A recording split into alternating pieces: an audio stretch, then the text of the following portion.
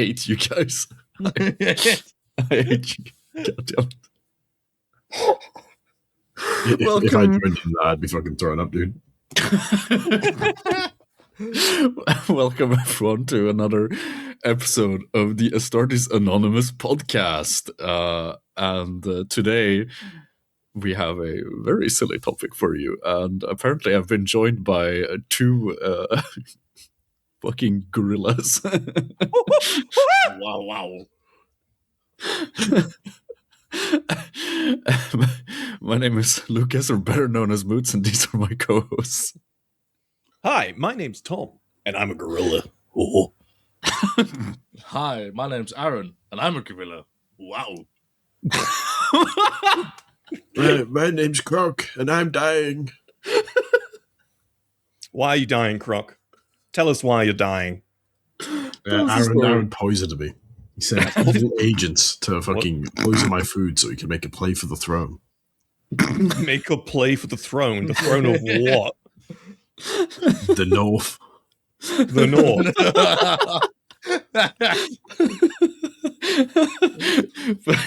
Croc, are you perhaps like, are you a bastard? Is this what you're saying? Do you have some like? I thought that was obvious. What's your relation to the Targaryens? I don't know if I know aliens, dude, but like, there's a guy that has a big golden chair up here, and everyone kind of listens to him. So, stole the chair one of these times. Well, a fan of that. King in the North, King in the North. All right. Would you like to tell the audience why you're dying? Nope. All right, I'll do it then. So basically,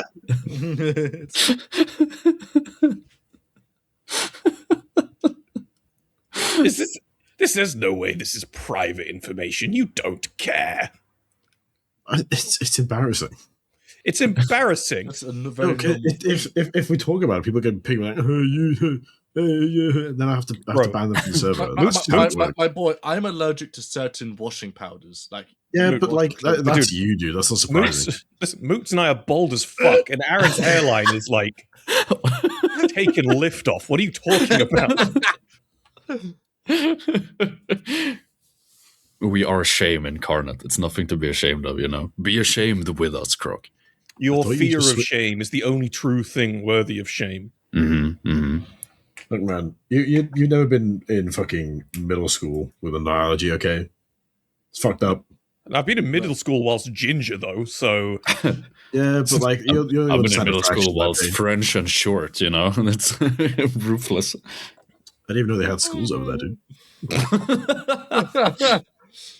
Oh, it's true. We just gather out in the woods and, you know, frolic, I guess. I just imagine like little fucking kiddie Moots gets like punched in the head. Sacre bleu! Mon Dieu, you have cut me. These little tucks. The moment he hits like 18, he just grows out of it. Hey guys, what's going on?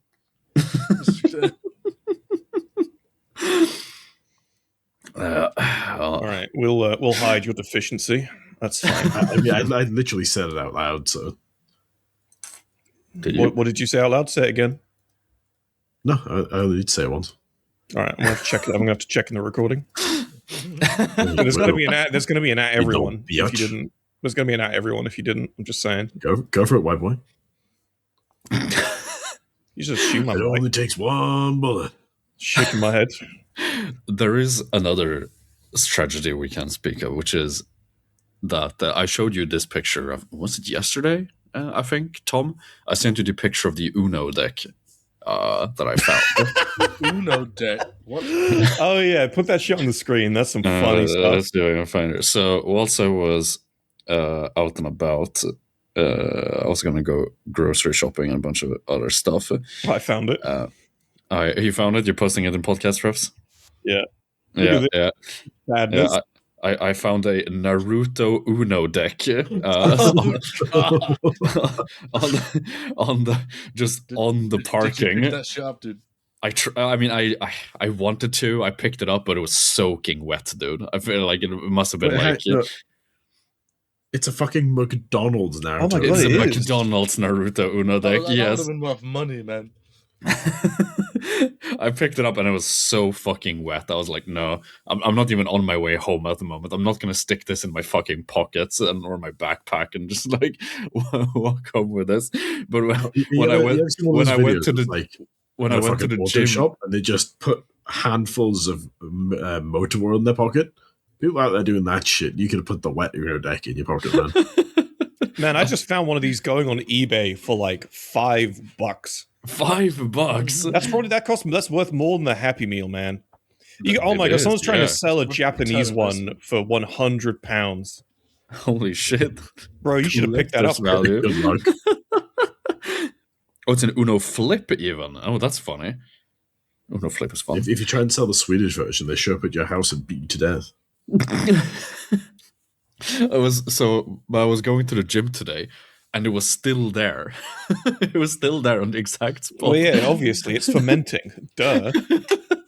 If it's still there tomorrow or on Thursday when I go to the gym again, I'll actually pick it up. It's going in the bag. That's mine. Yeah. Excellent. So anyway, we are moving on to the models of the week now. And let's see. What do we have here? Yes, we are. And to start off, let's see here. We have Croc. Do you want to start presenting yours here? Nah, Aaron can do it. I'm not doing your model for you. Hell no. We have a lovely scout from the kill team by a lovely fellow on the server by the name of Tim. Tim.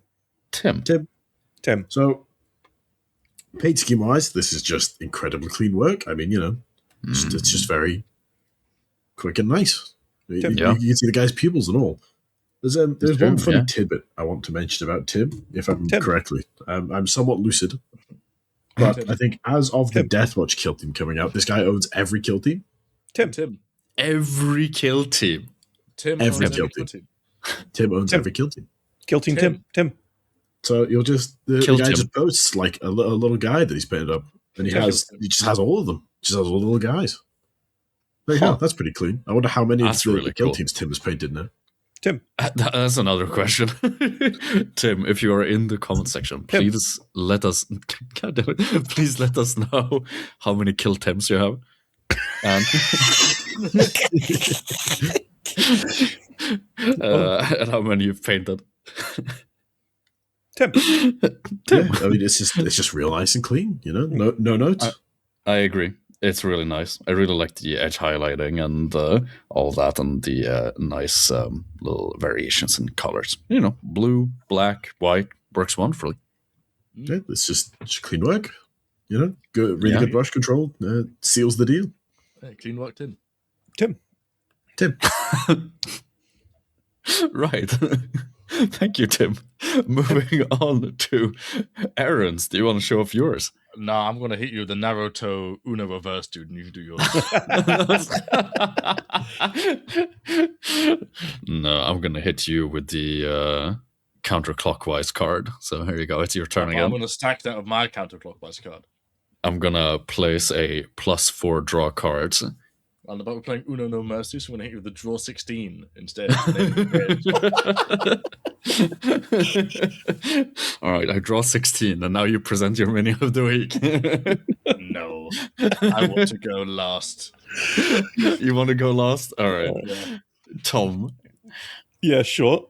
So, the worst homebrewer in the Astartes Anonymous Discord once again makes an appearance in the models of the week. It is the Snizzy. These models are terrible. Terrible color scheme. Terrible painting. Snizzy is terrible. I don't like them at all. I definitely don't think that the shields look good. I definitely don't love this blue runic combination with the red and the in copious amounts of streaking grime. I don't love any of this. This is awful. Snizzy, leave the Discord. Right, moving on. You should leave now. No, I think it's great, Snizzy. I'm messing. I'm playing. I love the shields. The shields are great. I said to Snizzy when he posted these in the Discord before they got painted that I thought the shields looked really bad. When they had no paint on them. I looked and I thought, nah, that's not going to work. But now he's painted them. I had no idea he was going for this grimy kind of stone look for the shields, and I think it looks awesome. I think he's done a really great job. He's done an exceptional job. I'd love to see his warband, his Black Shield warband for the Horus Heresy called the Witch Hunters. Love to see them expanding. Yeah, very good. Good job, Snizzy. You would like to see them expanding, wouldn't you? What does that mean? No, don't fucking give him. See what you posted to Astartes Anonymous, Tom. Do it. Do it. I have the moderators for Twist of Fate wrapped around my little finger. They all think I'm going to pull the trigger. Shaking my head. Do it specifically to spite that one mod. Yes, that one mod. You listening now, I'm doing it to spite you. Could very well be Croc for all you know. I think this is wonderful. I love how the stone shield like contrasts so nicely, but don't take up too much attention from any of the rest of the models. And I mean, fuck that.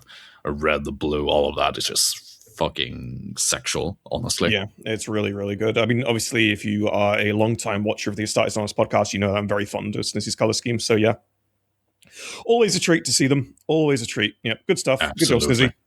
Good fucking job, Snizzy. Right, moving on then to me. I have picked not a model, but a piece of art, and this is a bit of fan art made by Rydak from which was made during a stream. I was streaming with Var and Ravni, and we were just doing some random bits and bobs, and Rydak pulled up and made this this super non-threatening version of me with beautiful lipstick on. I just love it. There's something about the way that Rydak draws proportions that I just really enjoy. It's super cartoony, but it's super stylish. I love it. Good shit. Do you know what this reminds me of? What's that? Yeah. It reminds, I don't know, something about the face reminds me of like old school Betty Boops, dude. Do you know what it made me think of? It made me think of like a Muppet. So some of the eyes are just like there, dude. If you like look closely, if you look closely at the finale of the Muppets Christmas Carol, you can see this guy touching up Tiny Tim. What just dragging off screen? Help everyone. Yeah, but Kermit's too busy porking the pork, so he's not going to notice. So. Actually, the other thing about this that kind of creeps me out is that he's got like lips. And I don't mean the lipstick. I mean the fact that, like, I've obviously always seen the metallic jaw as the lower jaw, but it's like, no, there's a whole jaw beneath it. It's just, this kind of implies that it's just there for aesthetic reasons. I bet Croc's like an IRL Muppet, dude. An actual Muppet person. Dude, you're an IRL Muppet with how far my foot's going to be up your ass. What size shoe you wear, huh? I've done worse things to a Muppet. Oh, no. But didn't you know that? I mean, I've drawn my character with the implied jaw underneath. Yeah, lots of times. I have to look at your artwork like all day, every day. I don't pay attention anymore. It's all the same garbage to him, man.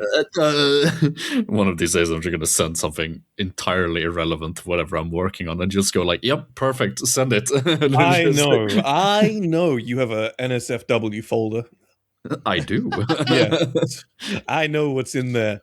Mm-hmm. Oh no, you don't. I have been very careful to show. Nobody knows what's in there besides me. I know what's in there. Drawing fat alien titties, man. Oh, I've seen your drinking game cards. Purposes, you know what I'm saying? I've seen your drinking game cards. I know exactly what kind of stuff is in there. It's an untapped market, Moots. Actually, it's very tapped, but there's still much more to be tapped. So, you know. It's like, sort of relevant to big knockers, if you... Big knockers, indeed. Indeed. Great job, Rydak. This is very good. Very nice little bit of fan art. Is that meant to be like roses behind you in the background? Oh, I thought- I don't know. I thought for a split yes. second it was like the background view of maybe you were involved in some vor or something, and we were looking the inside out. You know, couldn't really tell. I do believe that does look like roses. Yeah, I hadn't really thought about that. I was sure? too, I was too entranced by those eyes. You know. Tom, I think you forgot the background music on today's show. Huh? That's a Uh-huh. fucking whoopsie. Check short discussions, dude.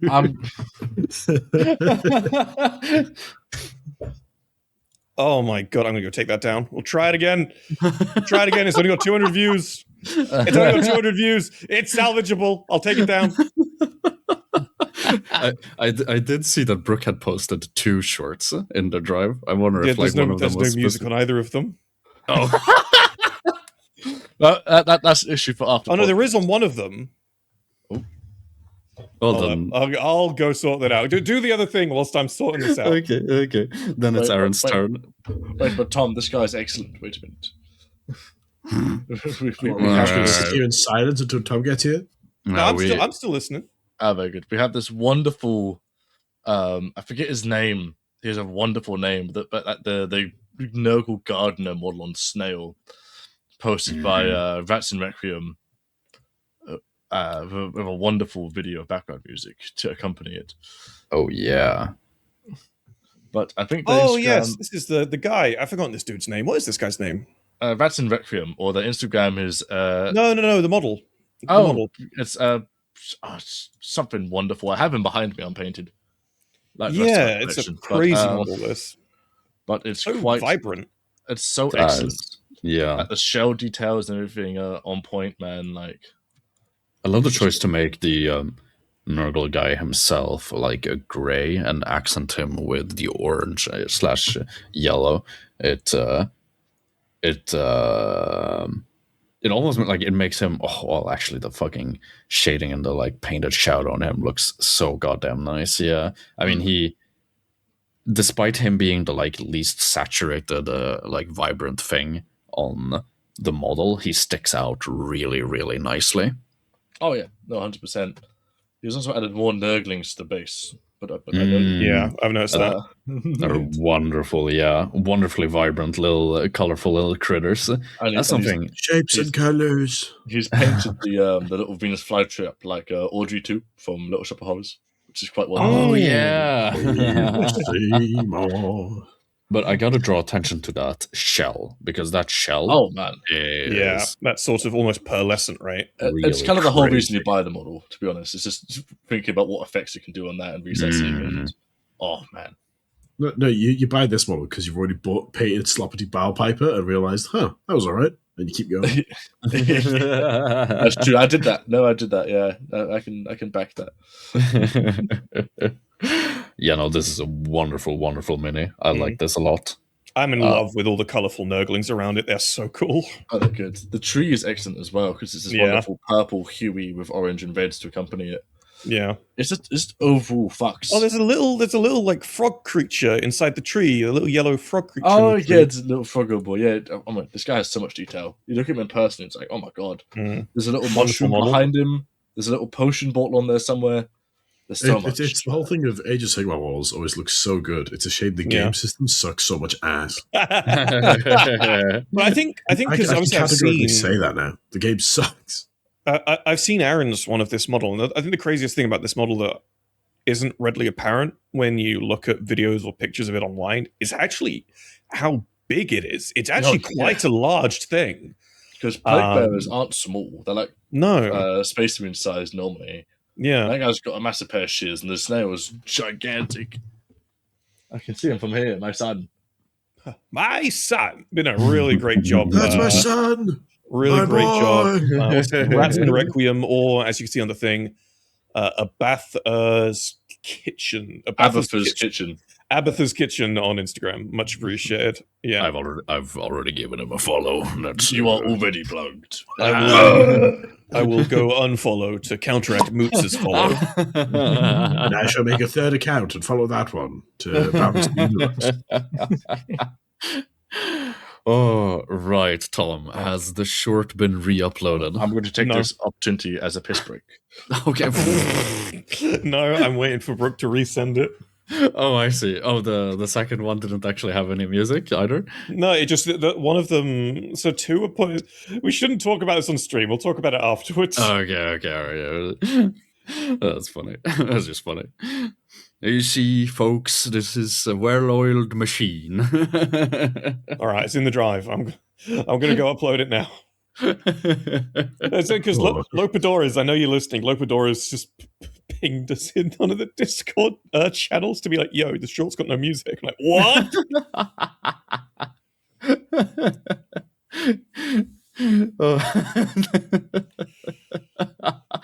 As you just reacted with the blarks. I love that sounds about right. No, shit happens. This is just what happens from time to time. Oh, and Aaron has gone to piss.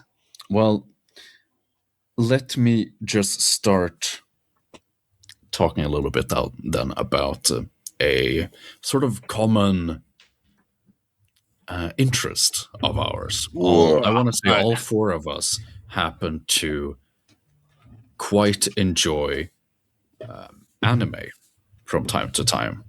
Now we aren't. I think some of us are more interested in anime than others. Some are. Some of us have bad taste in anime. Some of us has really bad taste in anime. Aaron. And some of us we get tattoos of said bad anime on their leg.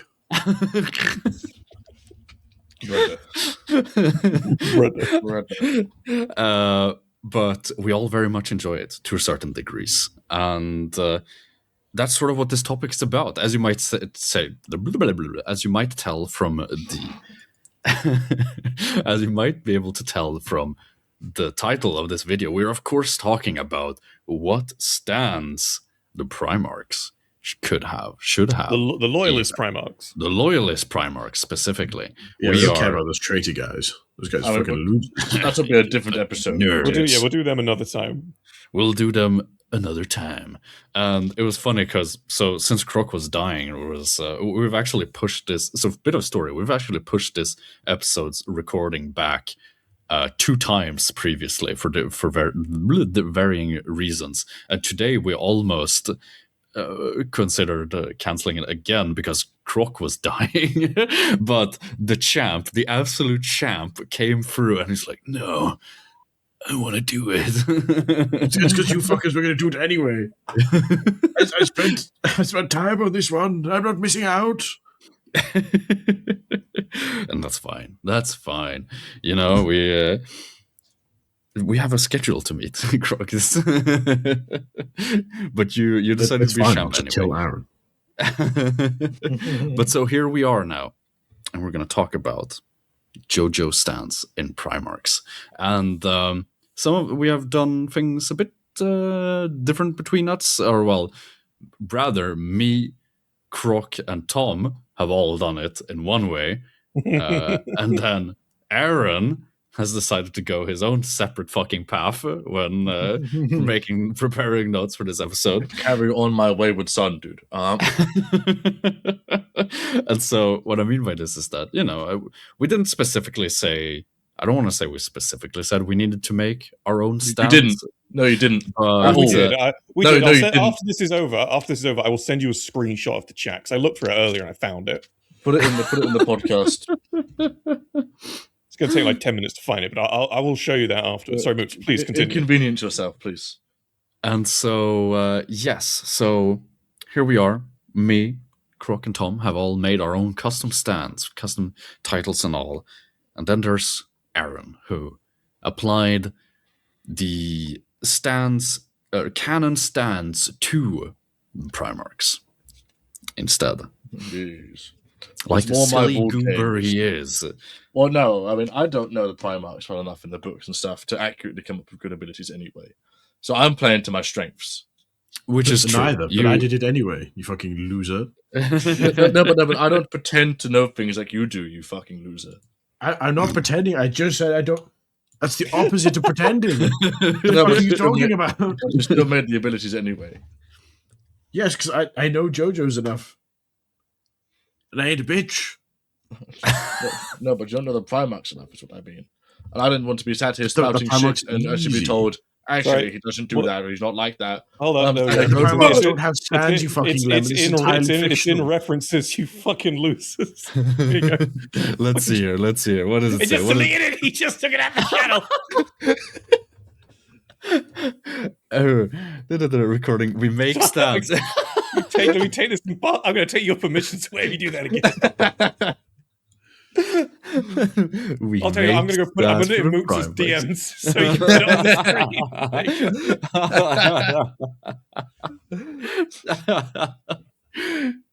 screen. Let's see. I'm just going to put a timestamp on that. There we go. No, so yes. So Aaron, being a silly Billy, but this is your strength. You are, after all, the guy who has the JoJo sleeve in this group. So. Poser.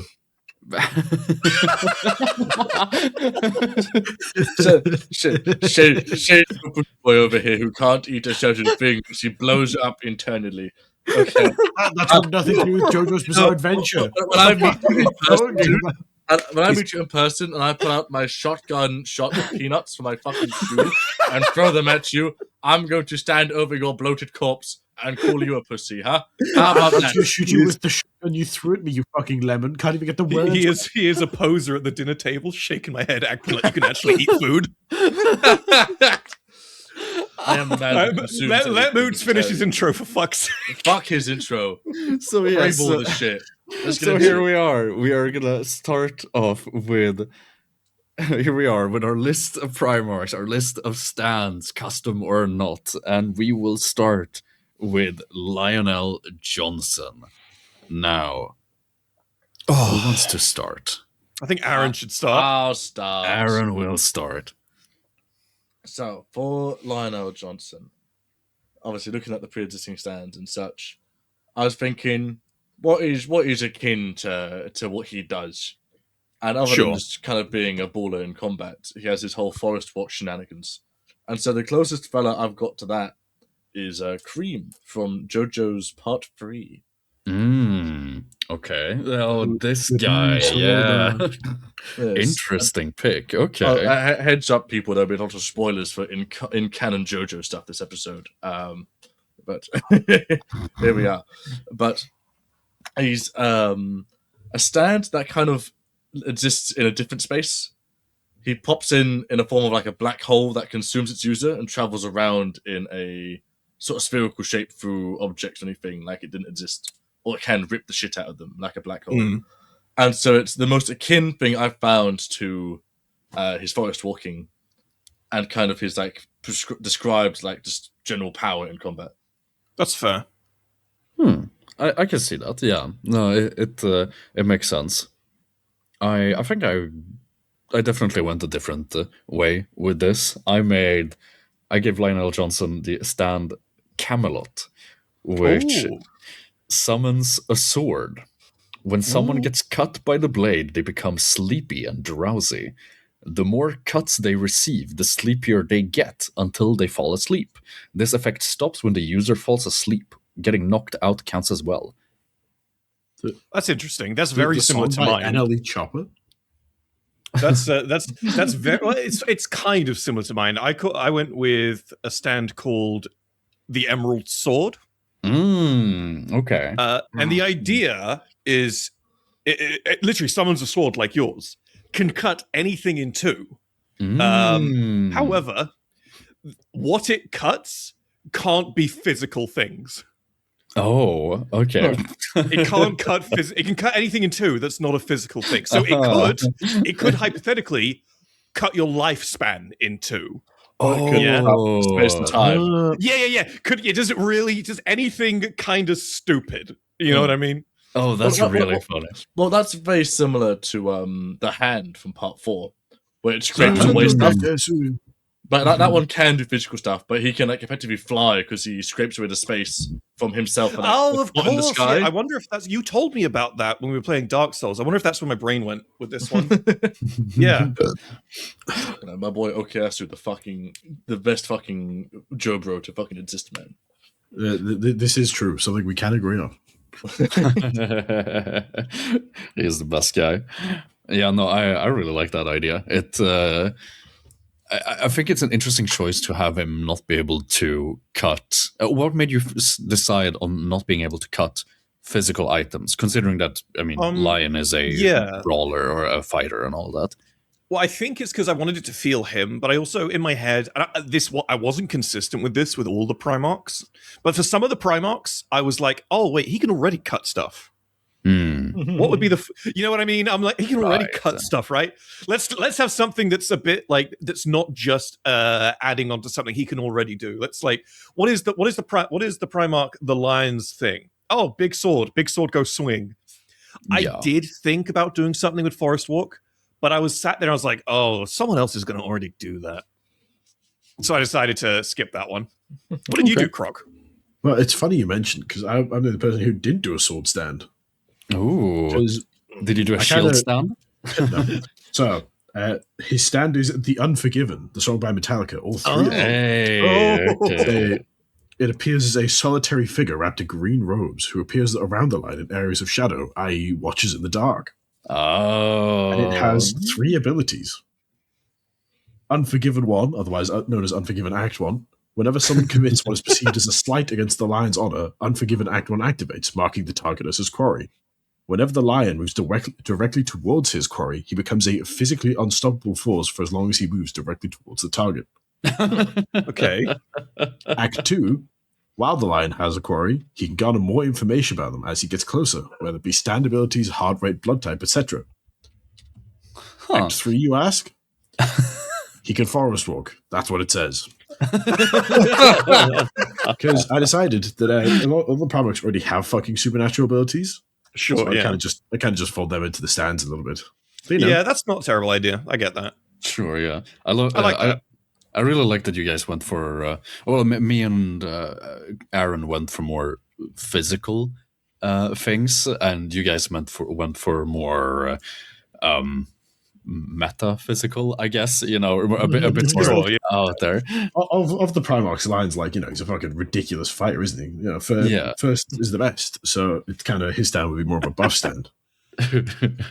I will admit, one of my ones, like one of the Primarch ones I picked, was like, I made an idea in my head. I want to make a stand for one of them that doesn't sound useless, but actually is completely fucking useless. we'll get there when we get there. But I just wanted to throw that. It's a real mix with mine, so we'll see. Yeah, no, for sure. Is that Act 1 right there, Croc? Is that what it does? No, that was all 3 acts. Dude. That was all 3. No, to check reference images. Oh.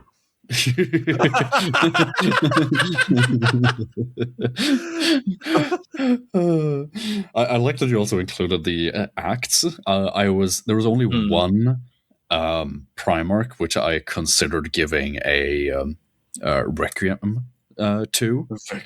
A Requiem? But funny shit. but I decided against this because I was like, fuck it.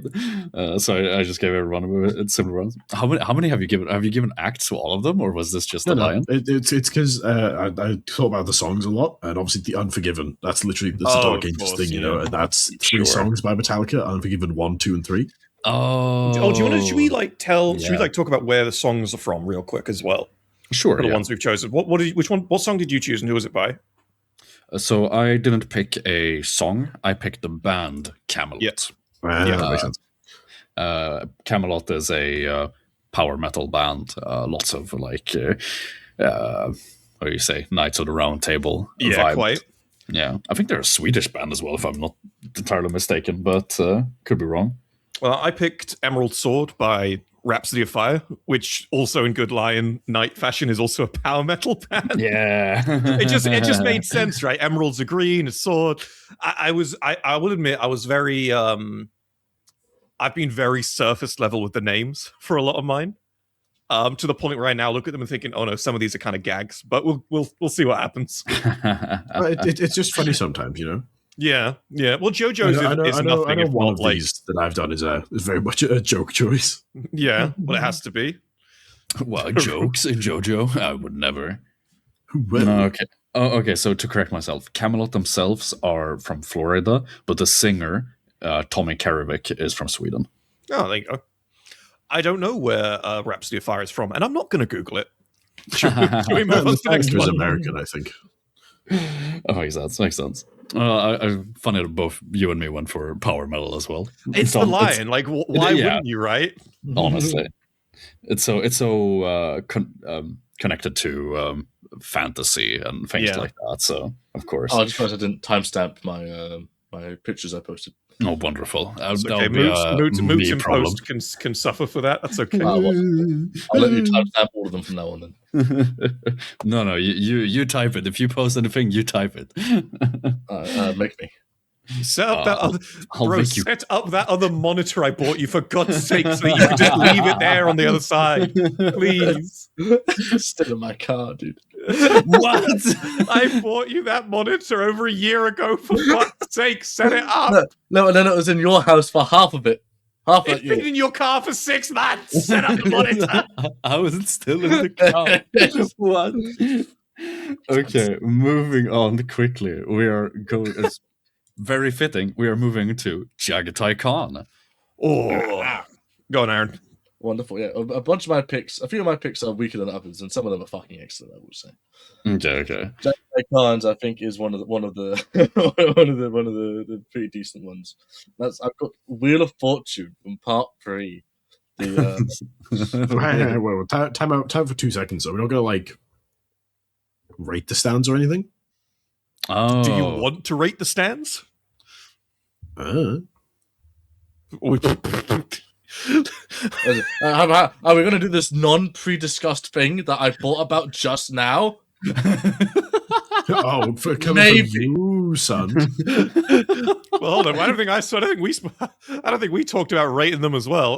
No, right. we'll just leave them. Okay. Sorry, Aaron, please continue. We can agree that Aaron comes last every time. No.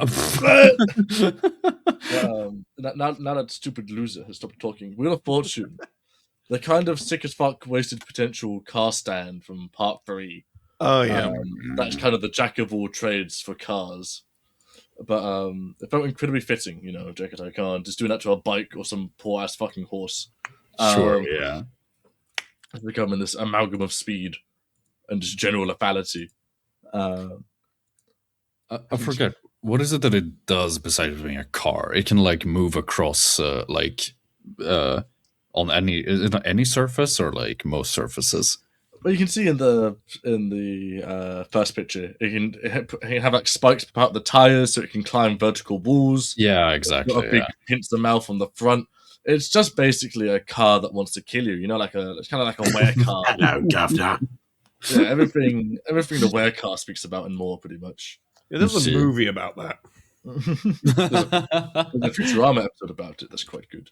There's a radio show episode about it as well. Isn't there a whole movie Stephen King wrote, which is about? Yeah, that's the one I'm thinking of. Yeah. I'm trying to find it. Oh, Christine, 1983. Yeah, directed by John Carpenter in 1983. Yeah, the car gets jealous of its owner's friends and is like, "I'm gonna kill you."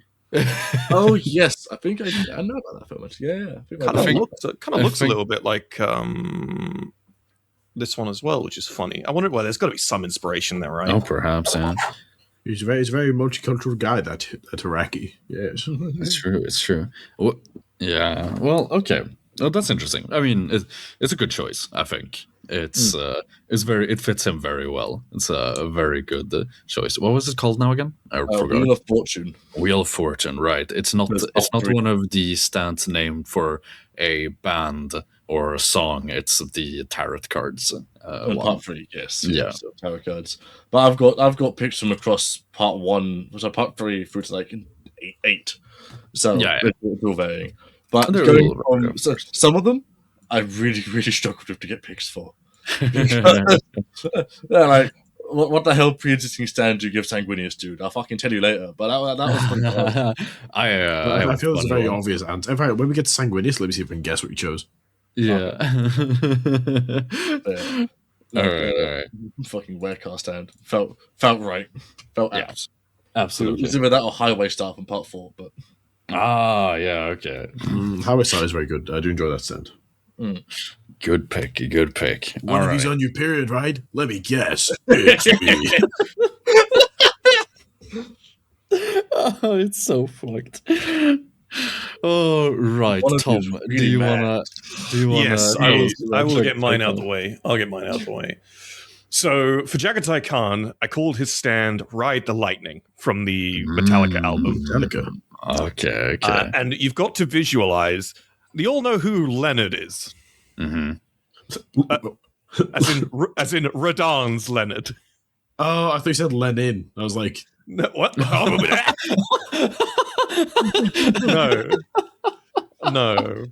No, Leonard, like Radon's Leonard. So just this really tall but gangly kind of fucked horse.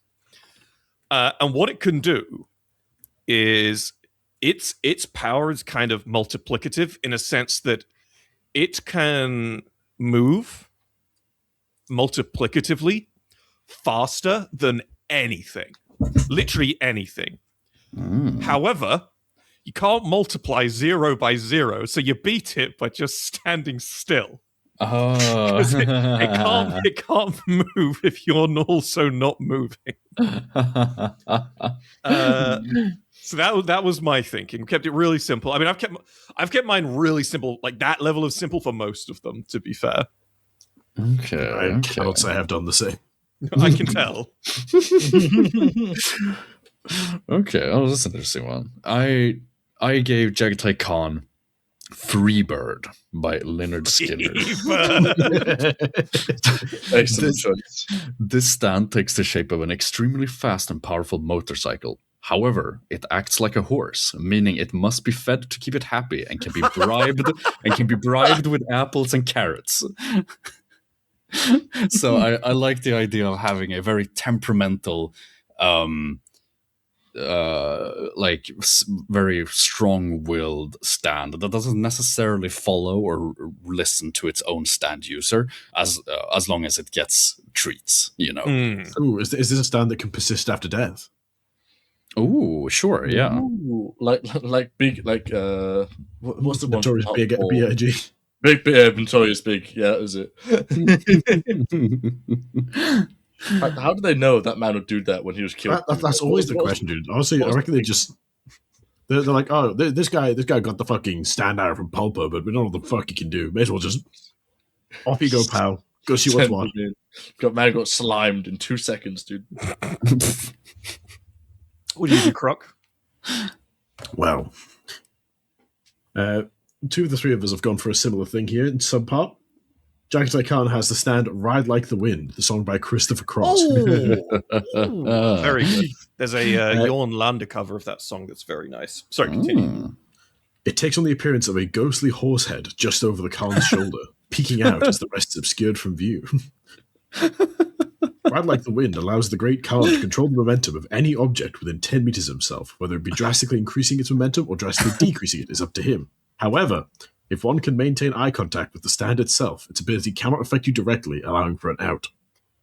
I see. Oh, I like that. That's very funny. The funny thing is, you ever tried to look a horse in both eyes? This is something I realized after the fact. Is that the out here requires some serious fucking finagling. Well, it's kind of like the inverse of defeating a Gorgon or Medusa. You kind of just carefully set up some mirrors so you can see both sides at the same time. What's that fucking SCP Peanut? You know the one. It's like the opposite of Peanut. Oh, that's fun. Well, it's not the opposite of Peanut. It is. It's just Peanut, but way worse. Yeah. But the other problem is if you're maintaining eye contact with the horse, the Khan could just like throw a fucking rock at you. It hits max 6. Well, I think that's the thing. That's the problem with a lot of these. It's like, okay, you've dealt with the stand. Now, how are you going to deal with the fucking 10-foot tall Primarch? I don't think you do. I think it's we've got to accept the fact that these are all fucking series enders. Yeah. Sure, yeah. Well, I think the And logic as a lot well of the is like, Primarchs are straight up just fucking dog walk all the JoJo protagonists by virtue of being a fucking Primarch. I mean, this is the really funny thing about JoJo's is the way it works. Is because barely any of the stand users are actually competent in combat in the slightest. They all sit there, and once their ability gets overcome, they go as they get cut or punched a bit. Yeah. Actually, it's a folly a lot of people don't consider in JoJo. That's just like shooting the cunt. That's what whole horse is for, or Mister. it's the whole Harry Potter thing, isn't it? I cast 12-gauge shotgun. And what are you gonna do? Or downtown Miami, dude. Or This you Imagine how different Part 5 would have been if if fucking green tea got countered because Jono was packing heat and just shot the cunt, you know? Mister was right there, just out of range. That's why you also just pack. You don't have just one guy with a gun. You're gangsters, for God's sake. This is true. No, that's true. Yeah, I've got nothing for that one. I think we can agree that this is obviously all like. I mean, I realize we're gonna have to call this JoJo Part 40,000, right? Like this is just its own existence outside of the regular, quote unquote regular. No, but Moots, that implies another 39,000 parts that are going to have to be referenced. No, it's okay. I forgot what the offer is called. He'll just forget about what he wrote previously, and it'll be fine. I think you kind of have to take the stance that the opponent is also a Primarch with a Primarch level stand in some capacity, right? Yeah. Rather than just Joseph Joestar hoping for the best. Well, it's going to be more Primarchs, you know. That's this is we're talking about an alternative reality where the Emperor of Mankind created the fucking Primarchs with stands in mind, and the Horus Heresy is just one big fucking JoJo adventure, you know. Now, who's JoJo in this? Like, who is the JoJo? Rubric Gilliman, of course. No way. No way. Jonathan is 100% the grandfather or the great-great-great-great-grandfather of the Emperor. Let's be real. The Emperor is a Joestar. End of discussion. Well, how could that be? I mean, the Emperor is from the prehistory. Oh, right. I forget he's just so he's the yeah, that's right. He's Jonathan's dad. Yes, of course. Exactly. No, yes. That explains the Part 1 to 3 art style. But all just Primarchs walking around. I'm now really worried that fucking John Grammaticus might have a stand. It's John, just of course. Don't think about it. I know, right? John Grammaticus is The name's John Grammaticus, but my friends call me Jogo.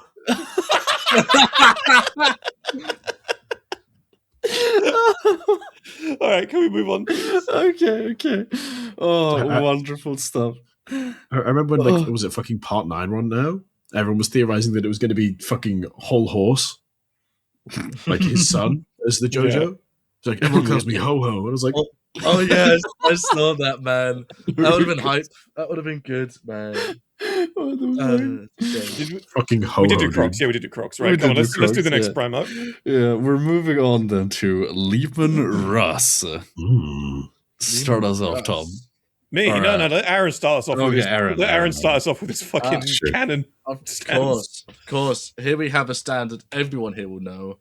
That's King Nothing from Part 8. I don't know this one. There's pictures and podcast references. I do recognize the name. He is a jigsaw puzzle fella who can break apart and track things down by recreating the shape and size it was at certain points, at certain destinations, based on smell. Ooh, that is really close to mine. It's kind of like the ultimate hunting dog. Yeah. But you also get to hit some sick as fuck poses where you have jigsaw pieces all over you and it kind of goes hard. But yeah, that's pretty much all he does. He has zero combat ability. That's what Liebman Russ is there for. Well, I think I need to. I think I need to follow that up because mine is like so similar to that. Oh, interesting. Okay, it's like you took the worst parts of Moody Blues and Highway Star and put them together. So yeah. So mine was called Hungry Like the Wolf after the Duran Duran. Ah, Oh my god. And it's basically this like ghostly visage of a wolf that can always track anything as long as it's seen, heard, or smelt it once. The downside, though, is the thing that's being tracked will just know in the core of its being that it is being tracked. So it can track any one thing, but the downside is that thing can like prepare for you to arrive, right? It knows that you're on its tail, right? Stand ready for my arrival, worm.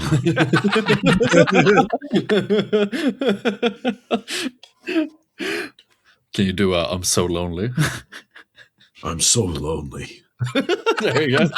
All the other Viltrumites won't talk to me. They fear me.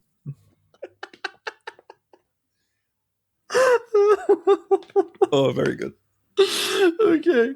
Oh, I love that because I actually made something very similar to you, Tom. Oh no! Yeah, I picked Lehman Russ, Animal I've Become. Time out for 2 seconds. What do we do in the scenario that one of us has picked the same song as another? Was this right?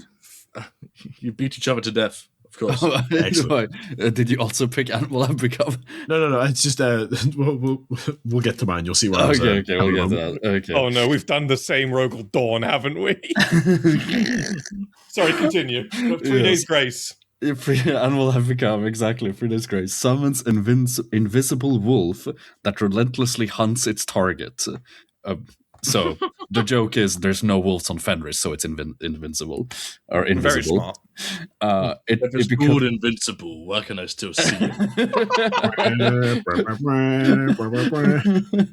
It becomes even more ferocious when another stand is nearby. So it's Say like, something.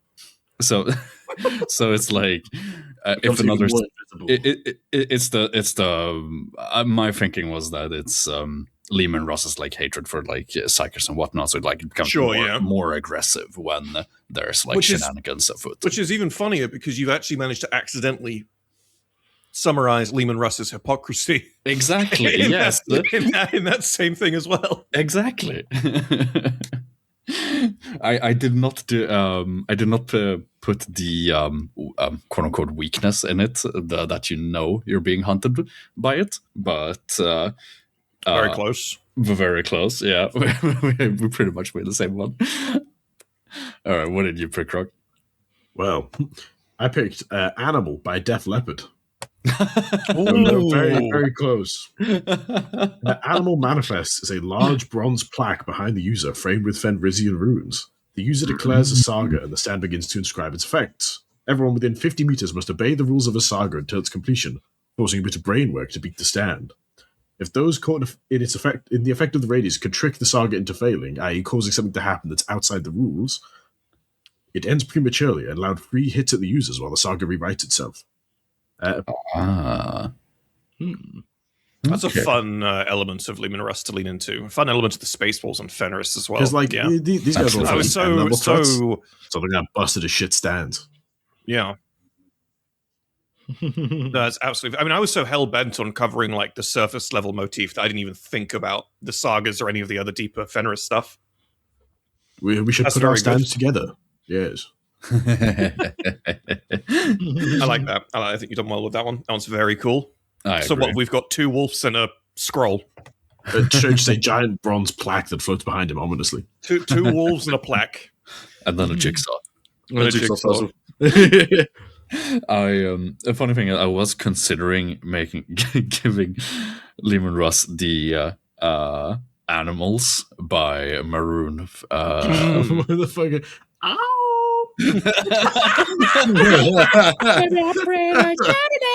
Yeah, that one. I was also thinking of that one, but I decided I'd go for Def Leppard because I fucking love Def Leppard. To be fair, though, I'm pretty sure like enjoying animals is like a prerequisite to being a Space Wolf fan. I think so.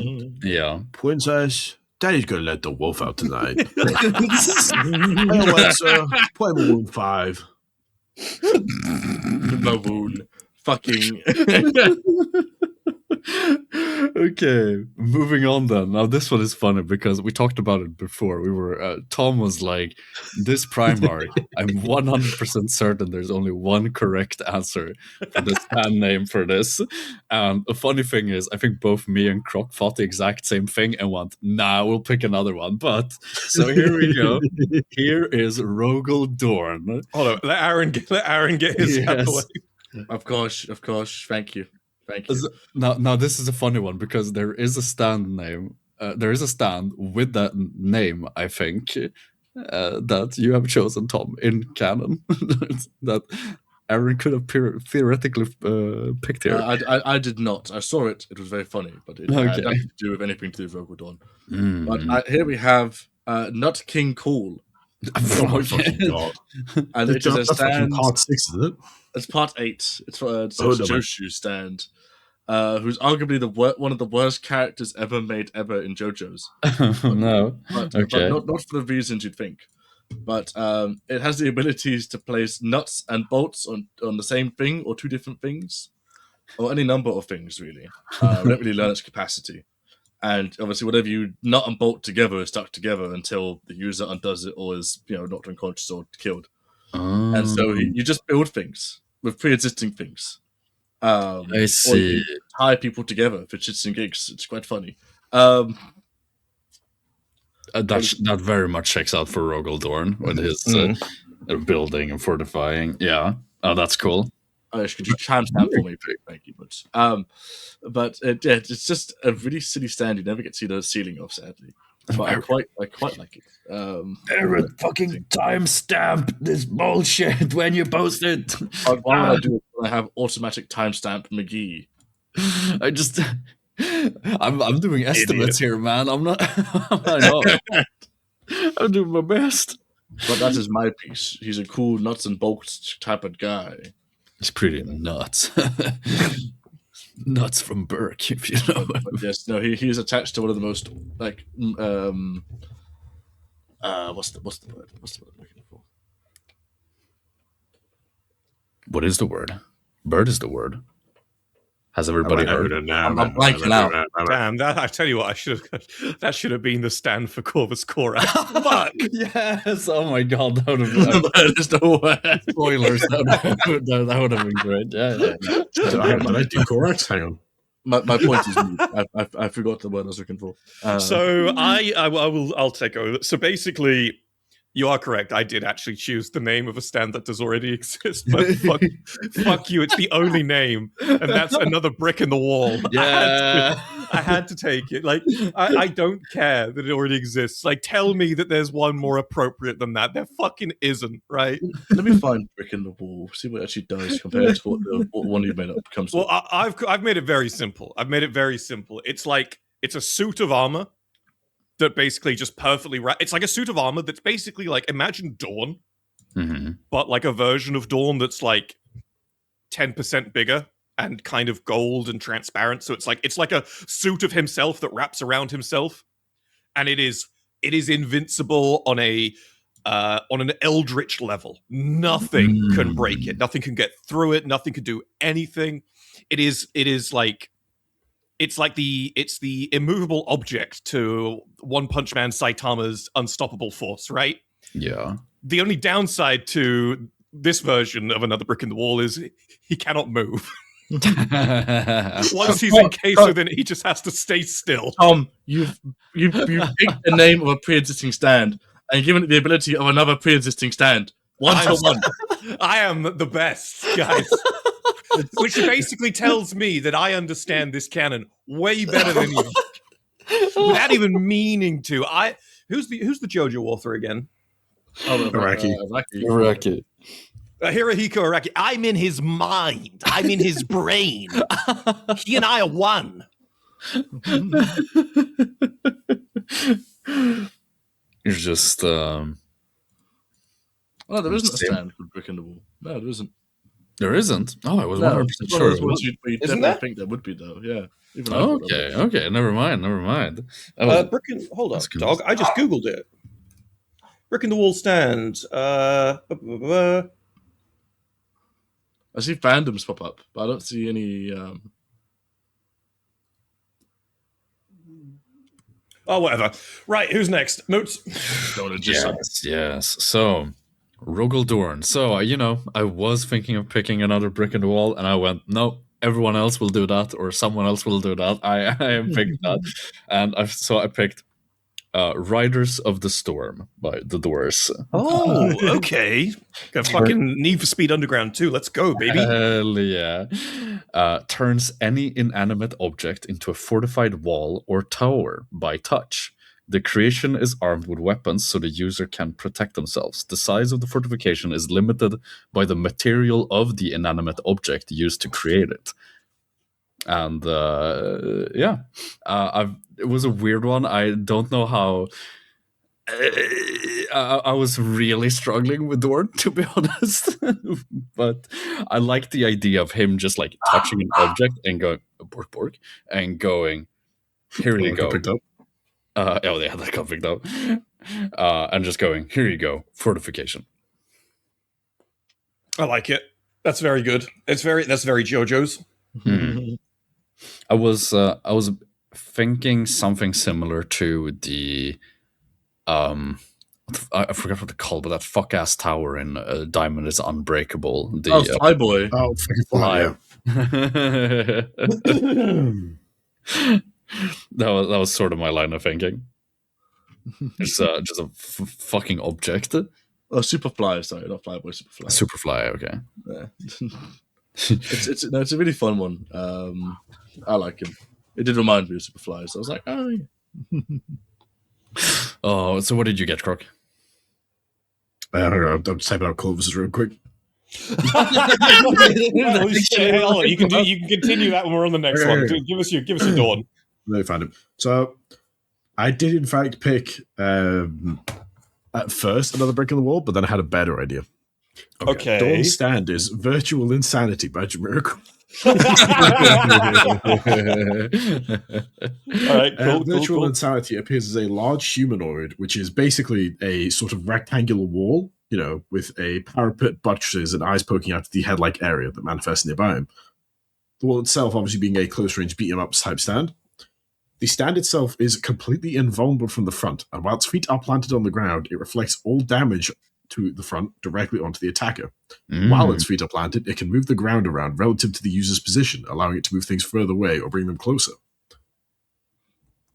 Interesting. So it's the ultimate shield, and it it does the virtual insanity slide.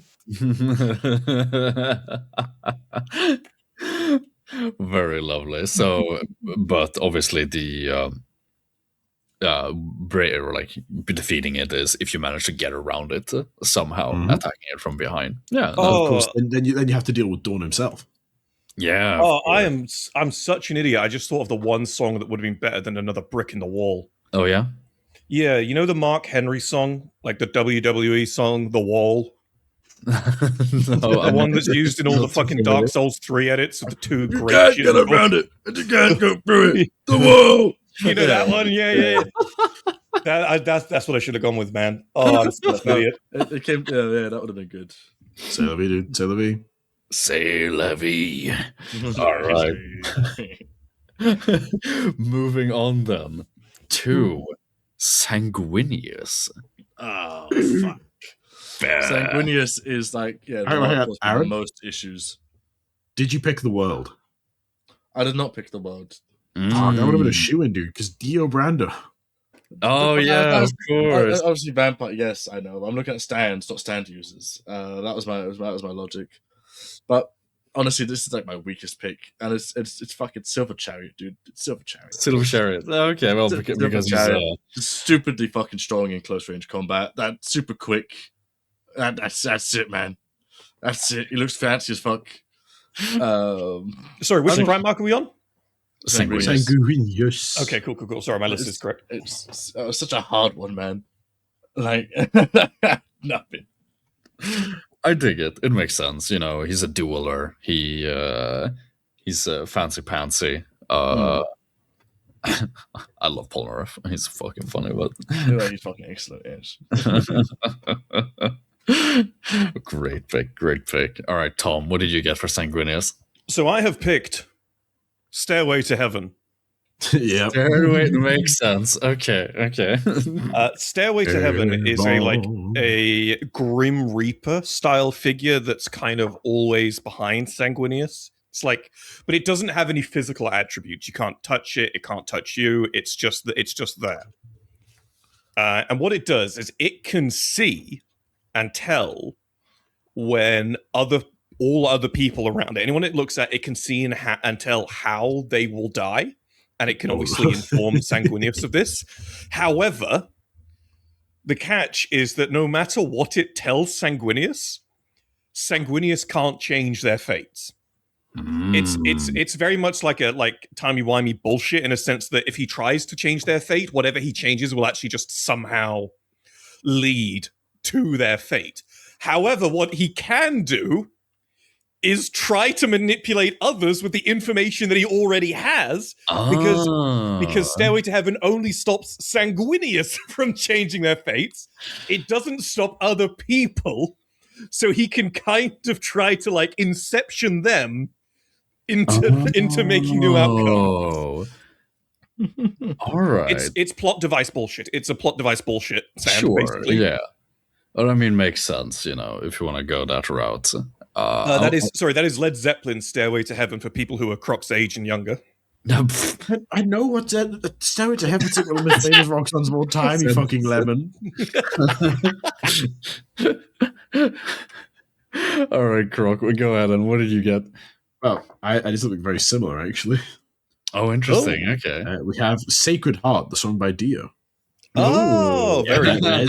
There's your fucking Dio inclusion. There's your Dio connection, yeah. It's a humanoid torso wrapped in angel wings, a wispy trail leaking blood where the legs would be, and in place of its eyes, it has blood drop-shaped sunglasses that manifests around Sanguinius. Snazzy.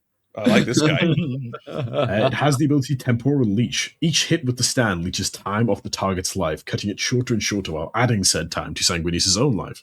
However, if someone has a predestined death, the stand cripples Sanguinius, forcing him into a death spiral. Basically, if he tries to leech the life of someone who has a set point in time where they're supposed to die, it causes his death instead. But it has a second ability, precognition. Sacred Heart allows Sanguinius to see into the future and determine whether or not someone has a predestined death, of which he will become available to that knowledge. I see. Okay. That's very similar. I have a fail safe for my ability that's supposed to be a gamble. That's taking away the gambling part. The whole thing is, Sanguinius is fated to die against Horus, and Horus, I will assume, give an ability to counteract this when the time comes. Okay. I like that. I like that. So it's basically, unless you are destined to die in a certain way, you physically cannot beat Sanguinius because he'll just keep stealing your life, and you stab him, he'll just stab you, and the wound will heal. That sort of deal. It would be a most fucked up actual stand to meet in canon. Imagine you got like one of your favorite characters in JoJo, and he gets slashed by this, and his like life expectancy is just halved immediately. It's just like, damn. Part 5. Oh, okay. Oh my god, was that Was that yeah, that was indeed the he's woken up from his nap, and he wanted to let me know that he's woken up from his nap. Father! Hey, little man. How you doing, buddy? You want headshots? Let me tell you all now. The humble buzzsaw. Let me tell you all now why I think you're all wrong. Oh, fine word. Yeah. Now you see, I too was humming and umming about what kind of stand to give Sanguinius. And then it dawned on me. He shouldn't have a stand. He's a vampire. Very good. Very good. That's not the brief mood. What a cop-out. Yeah. Now, the only thing... Vampires can have stands. There's this new character moves. Dio Brando, you heard of the guy? Yeah. Literally the world, dude. The world. No, I thought about this long and hard, and because it's a bit implied in lore, though. I mean, not 100% confirmed that like becoming a vampire sort of turns you evil. So I was like thinking a lot about like, would it make sense if Sanguinius was a vampire and he just like, or became a vampire and just became evil or whatever. You know, he uses the stone mask and just like goes suddenly like, "Meh, I'm evil." Yeah. But I think I don't know if this is like 100% confirmed. Maybe the JoJo experts can fill me in on this. I mean, it's. I don't know if it's a necessarily 100% thing, but like basically everyone that has become a vampire is kind of evil in a way. I mean, there's the pillar men who are evil in air quotes. They just kind of don't really have morals. No, Because like, you know, Pillarmen Carl's is vampires. The Pillarmen were like the guys from the Great Continent. What's it called? no, they're like fucking proto vampires, aren't they? They're like ancient super No, mega no. vampires. That's why No, they all they're have the the guys who stone eat mask that make people vampires. into vampires. No, Yeah, they they're eat not- the vampires. Yeah, they're not really vampires themselves, but they They are you like is it Europa? Is that the big continent before everything split? Pangea, Pangea. right? Pangaean men, that's the one. Pangea. And they're implied to have, well, not implied, that they literally did it on screen. Eat the vampires and made the masks. They made so many of those masks in that jungle temple to generate more vampires to feed off of. Yep. They weren't ever vampires themselves. They can go out in the sunlight and stuff perfectly fine. Oh no, They no. can't. No. They literally have all the downsides They of the can't vampires. do that bit, yeah. But But they have so a bunch of other benefits. So they're vampires in like every way but name, pretty much. but so sorry, I've no, just they have gonna other Google. stuff. They are never referred to as vampires on the wiki. I am sourcing the wiki. I'm quoting the wiki, which I know isn't good, but we're doing it. They are not referred to as vampires on the wiki. They are simply referred to as ultimate life forms that far surpass even the vampires. yeah. No, so I think what I was going towards is, I mean, I think the only other example we have besides the part 1 vampires is what's the guy in the beginning of part 2 who wants to what's his name? Straizo, yeah. Like, I mean, he's not necessarily evil. He wants to become a vampire because he just wants to live forever. And I mean, but he's doing it in evil means. Like he didn't have to try and kill Joseph, but he wanted to kill Joseph. It's like one of those absolute power creeps, absolutely sort of deals. Like Dio Brando was just fucking like that, but Strito was all right until he kind of got old and feeble. Yeah, exactly. It's like, but yeah, no. So I don't know. Maybe it's sort of open. Maybe it really does corrupt or whatever. But I thought Sanguinius, nose down, vampire. I like the logic. Amazing. Very cool. Right. Moving on then to Ferris Manus. I'd like to go at the end. Oh, I forgot 2 Primarchs. You are okay, I guess I can't go at the end. Okay, so Ferris Manus, you say? Yes. Yes. What do you give the man of metal? Well, yes, of course you give him Bastet, the weaponized plug sockets. What the fuck? I do not. Oh yeah, no wait, I do remember this. Yeah. It is. Yeah, you put a plug socket anywhere he wants. If anyone comes into contact with it, they are cursed with increasingly powerful magnetism over time. So more and more like things or heavier things will come and crush them. But is it 135? No, what? Oh, but you're nitpicking 35 seconds, man. Well, he's got to put it on half a minute before we need it. It's going to be a bit confusing. But yes, no. So it's basically just curses you with magnetism. But the idea of a metal man just throwing someone into a plug socket to kill them is very amusing to me.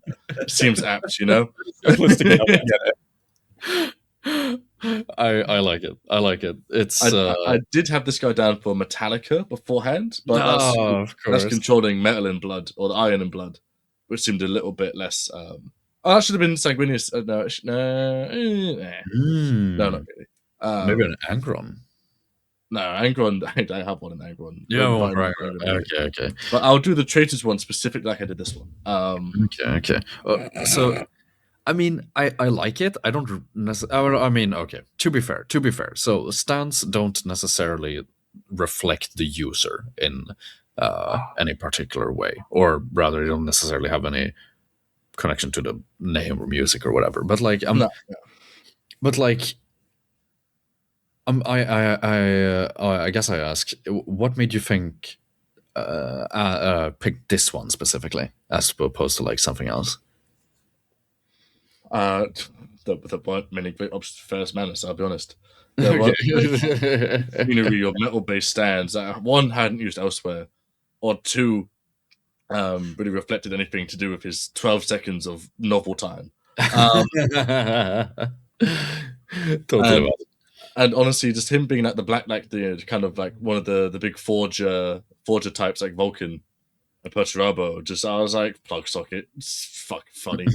does the bit. It's techie. You can probably shove something from his backpack into one and charge it. You know, it writes itself, man. I get that. Yeah, it's also Metal Man with magnetism would effectively apply. He'd pull himself towards his target eventually and deck them in the head with the most clean clothesline you've ever seen. You know. Of course. And, but unfortunately, I can't protect him from Fulgrim, I'm afraid. No, exactly. Twinks are immune to magnetism, it seems.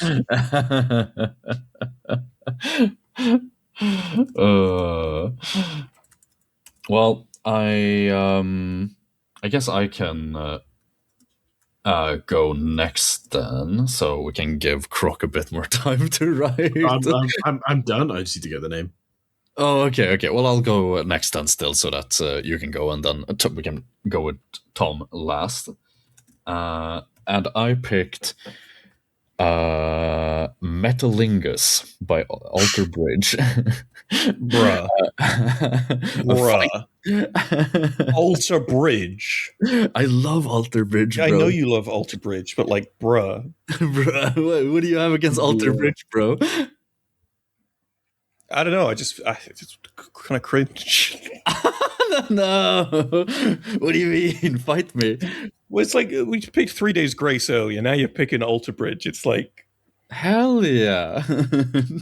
You've just outed yourself as someone who's sat in front of your desk right now with fucking black nail polish on, dog. I mean, I don't have it now, but I mean, see what I mean? There's gonna be there will. I don't know which one it'll be. Oh yeah, you're gonna pick such an emo band for Corvus Corax. I'm calling it now. Just such an emo band. Yeah, you go ahead and you go fucking change that. I know you will. No. Sorry, please continue. Don't let me stop you. Fucking out here bullying Alter Bridge. All right, we got the top 10 guitar solos in all of metal history in Blackbird. Okay. Put some fucking respect on the name. Okay. Anyway, rant over. So, Metalingus, a fighting ghost type stand that appears as a mercurial figure. The stand can shape weapons out of its own mass or coat around the user like an armor. The only weak spot is the neck. I like it. That makes sense. It's on the nose. Yeah, it's very on the nose. Comically accurate. I think on the nose fits very well for Ferrous, to be honest. You know what it reminds me of? It reminds me of also on the neck, but yeah. It reminds me a little bit of Breed from FMA. Breed. Agreed. Yeah, I thought I was like, I don't know who Breed is. I was about to Google. Breed. No, because he has this sort of like the impenetrable carbon that he can wrap around his body, and it's like very inconveniently every time he tries to do it, they end up just trying to stab him in the neck before it reaches his neck. Sucks to suck. All right, Croc, what do you have? So, I totally have this prepared beforehand. We have Danger High Voltage by Electric Six. Oh, very good. Danger manifests as extensions of Ferrous Manus's metallic arms that takes the form of little metallic orbs with legs running around. Decided to give him a hive stand. And it's got 2 acts. That's right, I was cooking. Danger, Act 1, is the living metal attached to Ferrous Manus's arms. He's able to extend these arms into constructs, independent parts, etc., with complete freedom of movement, but doing so requires imparting a section of his actual arms. The strength of the distended metal is reflective of the amount of true arm metal that can be found within that construct.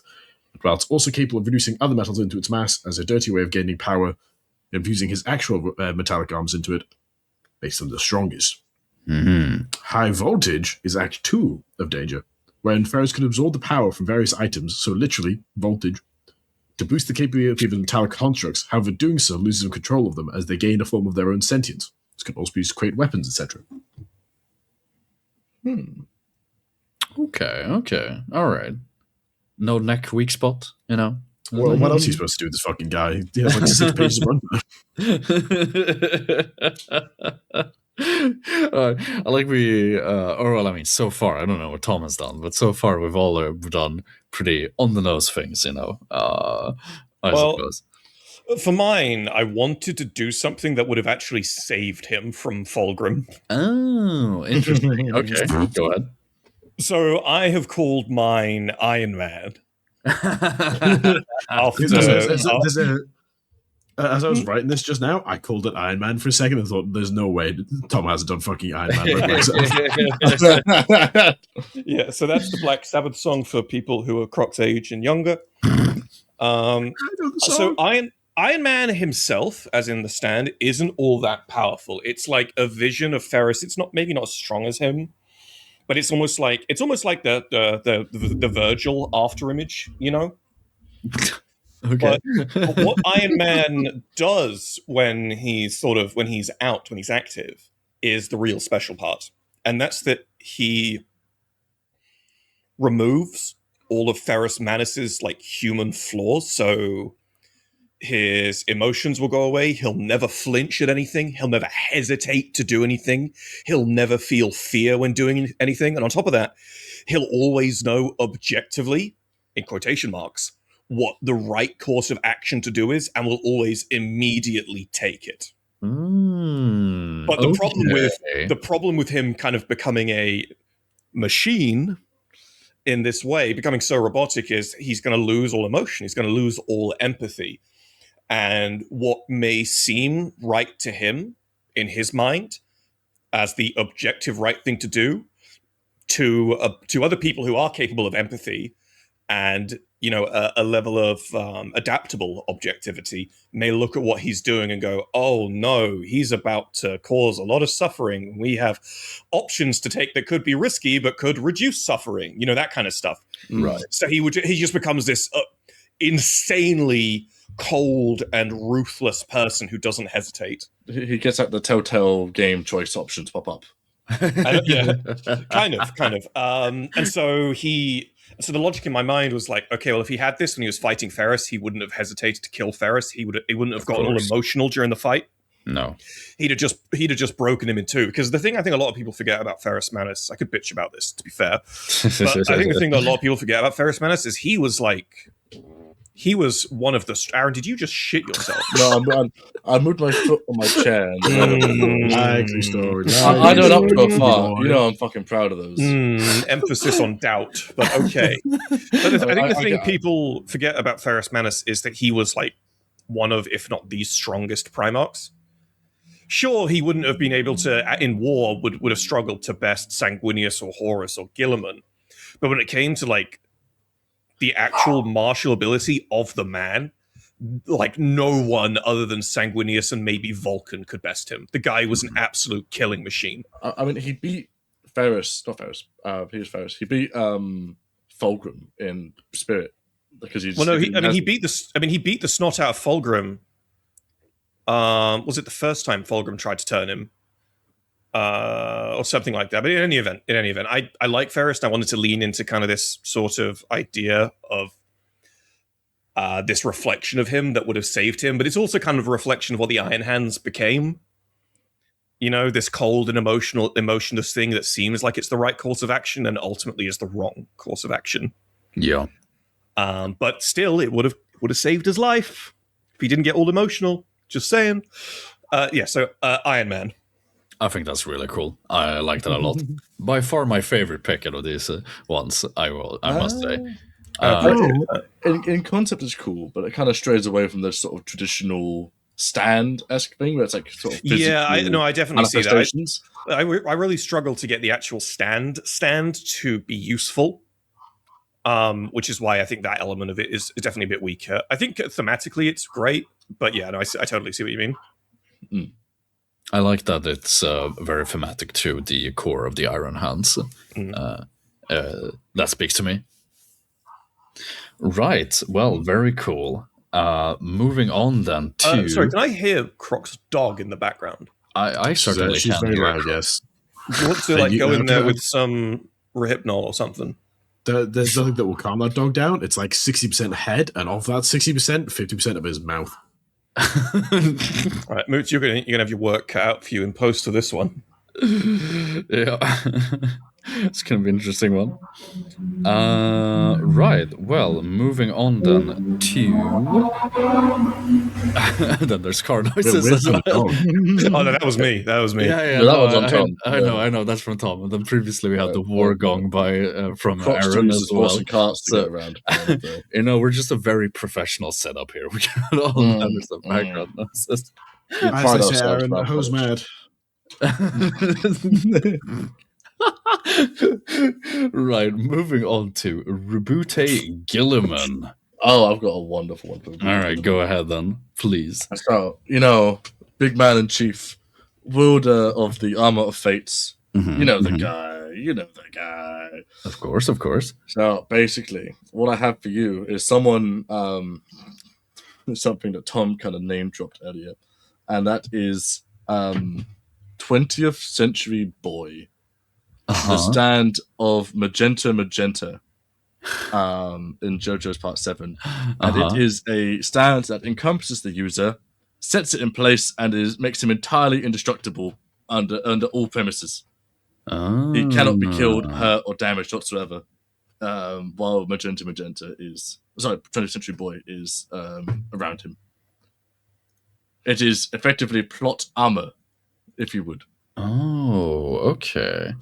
The way this guy dies is by getting flung into a river that he's far too deep to get out of and far too strong to get out of. So he's just sat there like a rock for eternity in his stand.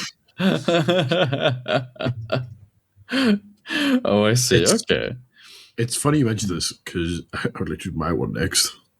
I find where the fuck I put it. But this fucking guy.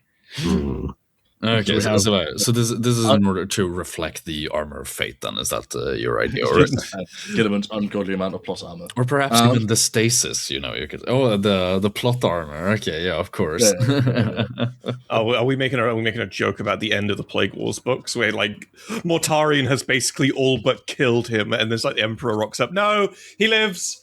I win battle first at end of book. Yes. Like people forgive it because it's like one interesting line of dialogue, but the actual scene is kind of dumb. It's really funny you mention that. Deus Ex Machina, dumb, huh? I never fought. Crazy. Let me introduce "I'm Free" (open brackets) Heaven Helps the Man, the song by Kenny Loggins.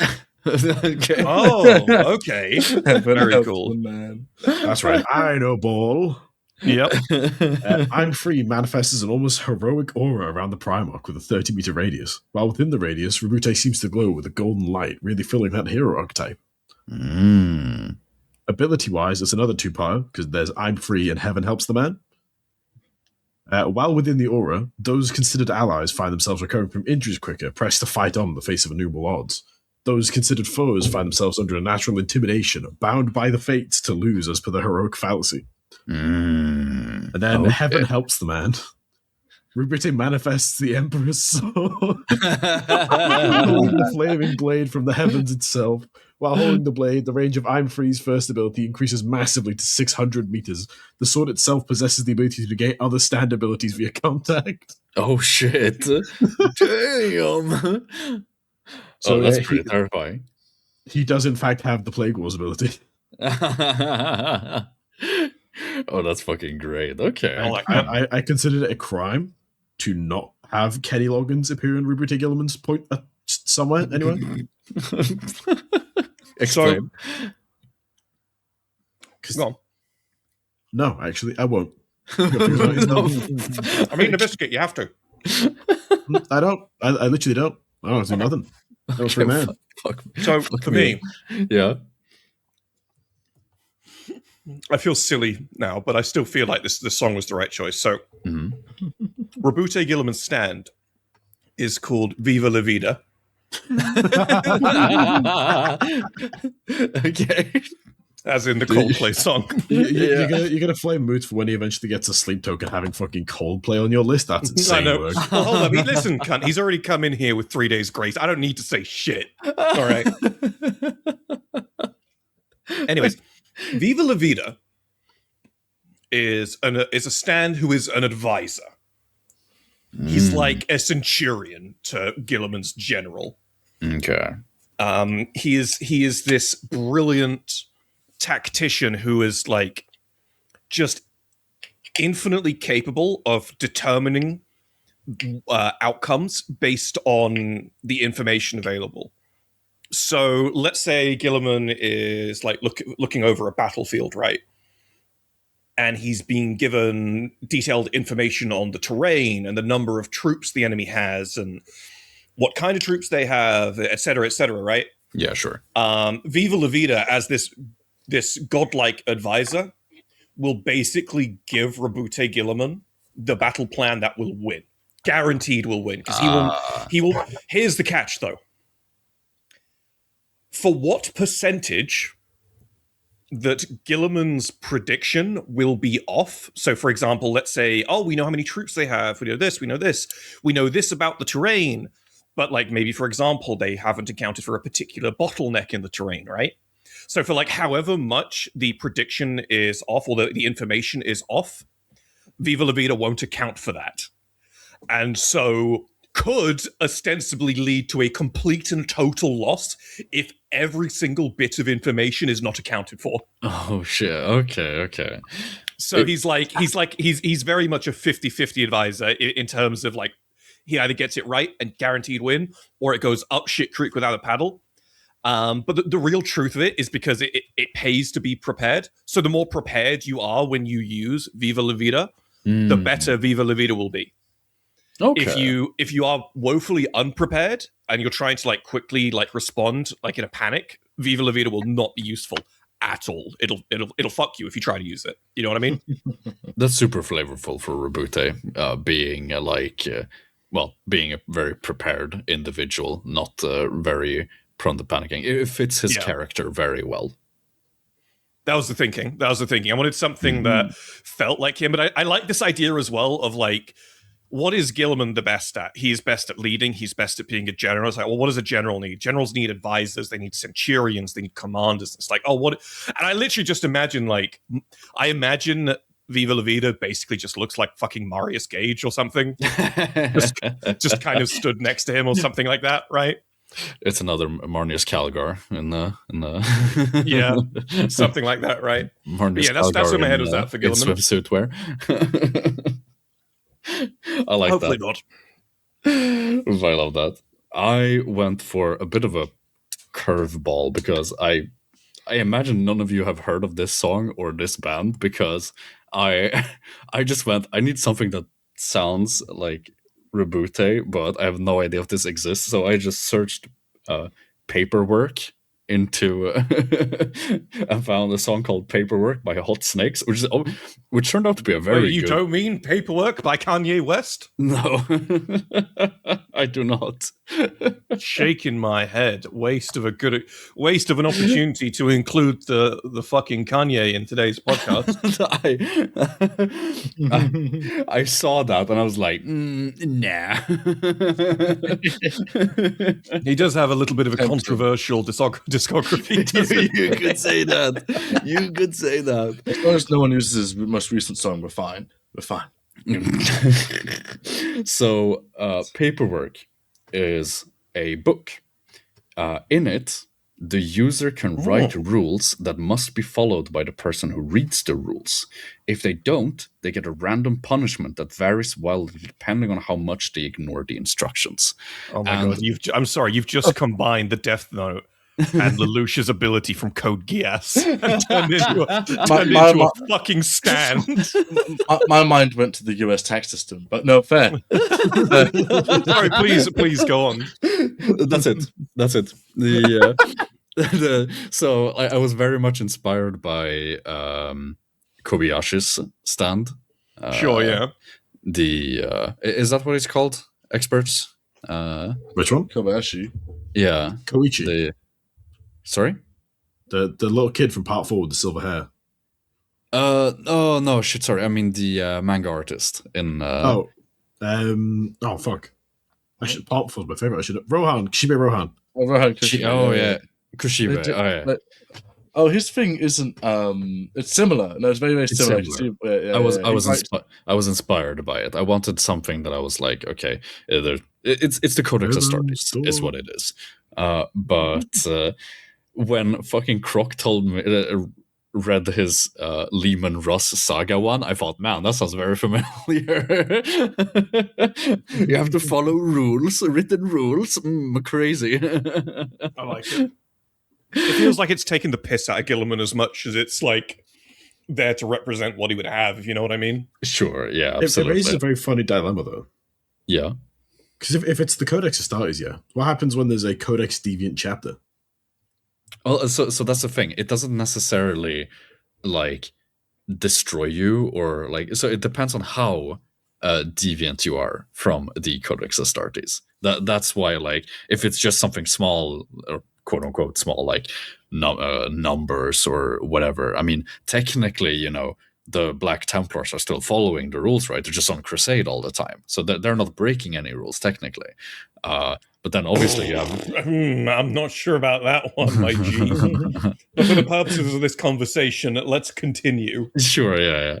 So, but then you have other chapters that really don't follow the rules or whatever, and you know they get treated differently depending on how severely they are. Not following the rules. So that's what was my idea, right? It's like, depending on how much you don't follow the rules, the book punishes you in some way. I like that. Yeah. And so the way to defeat the stand user is to stay within the rules framework as much as you can. Oh, it's no game, no life as well. No game, no Man's life. combined Death Note, fucking Code Geass, and No Game, No Life into one book. And it's JoJo's as well. Basically, if you hear Rute Gilman laughing, you know your bloodline is cooked. Yeah. Oh, exactly. Yeah. No, so that was Rute Gilman. Moving on then to Vulcan. What do you got for us, Aaron? Oh, for Vulcan. Oh, a wonderful pick for Vulcan. If anyone here has watched part 3, I'm sure you're familiar with... I think I know which one you picked. I didn't get the picture. Give me 1 second. 1. Time's up. Shut up.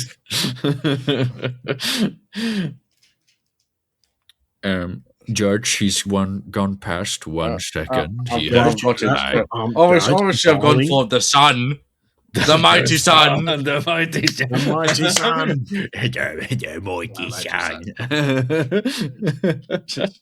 Literal ability to summon the sun and kill people via heat exposure or fire or any variation. I mean, that would be ridiculously busted on him, wouldn't it? Because he can tank it.